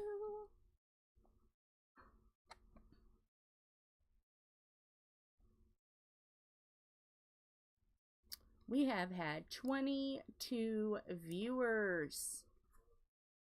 Yay. Well, I probably scared them off a little bit, but that's okay. So yes, we are done with that. Who do we still have? Say hello. Don't be just peepers. Say hello. Say hello to the class. Hello, class. Hello, class. I'm trying to get this where I can show you. I'm gonna have to move, but this is fabulous. I wish you guys could see it. All right, let me scooch. Ah, oh no, oh no, oh no, oh no, oh no. I broke a nail. It's all right though. Beauty is pain. Okay, let me back this up.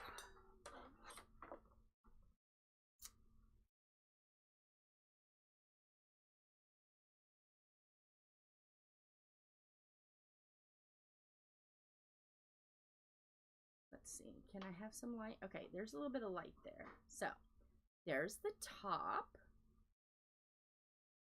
And scroll down, scroll down, scroll down, scroll down, scroll down.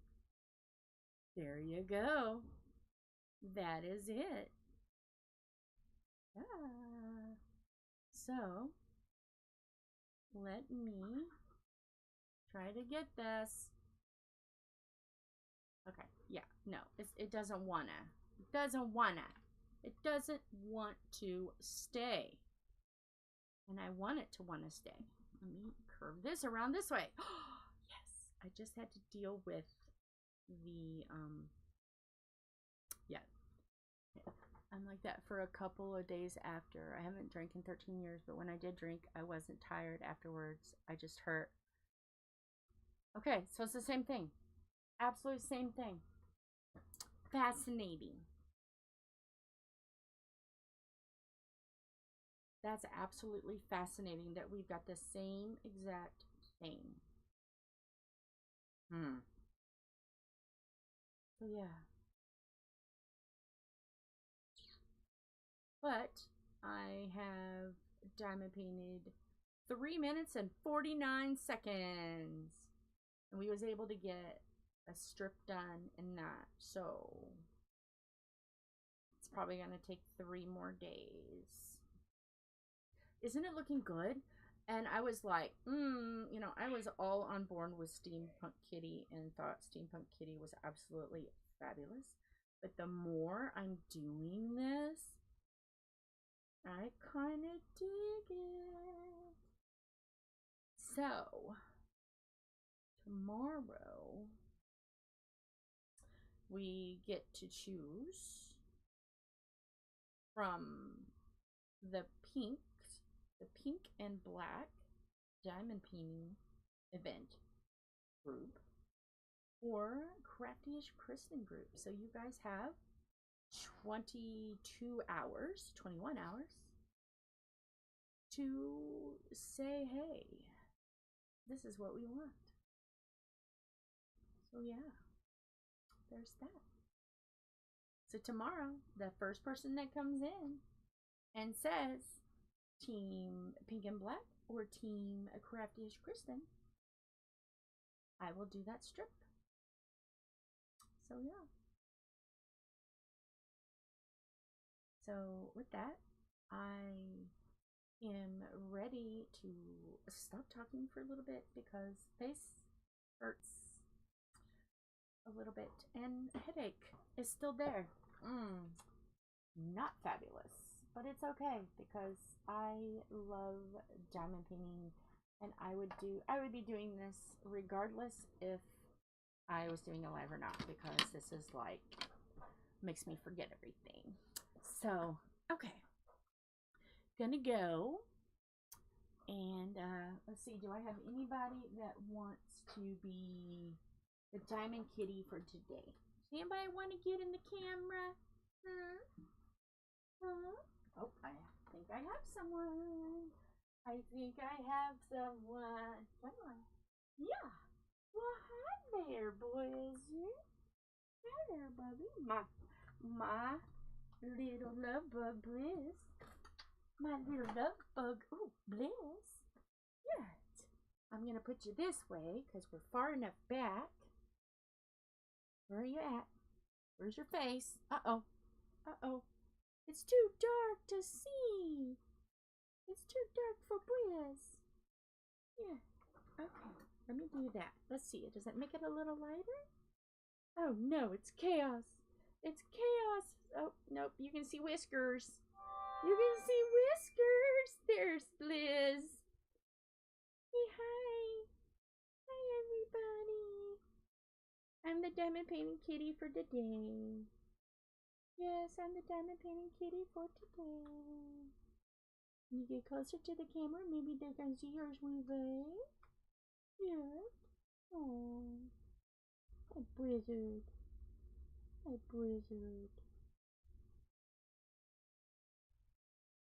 Alrighty, bye. Love you guys. Glad you guys hung out with me. Can't wait to see you tomorrow. And then by Monday, it's going to be a new canvas. So, bye. Say bye.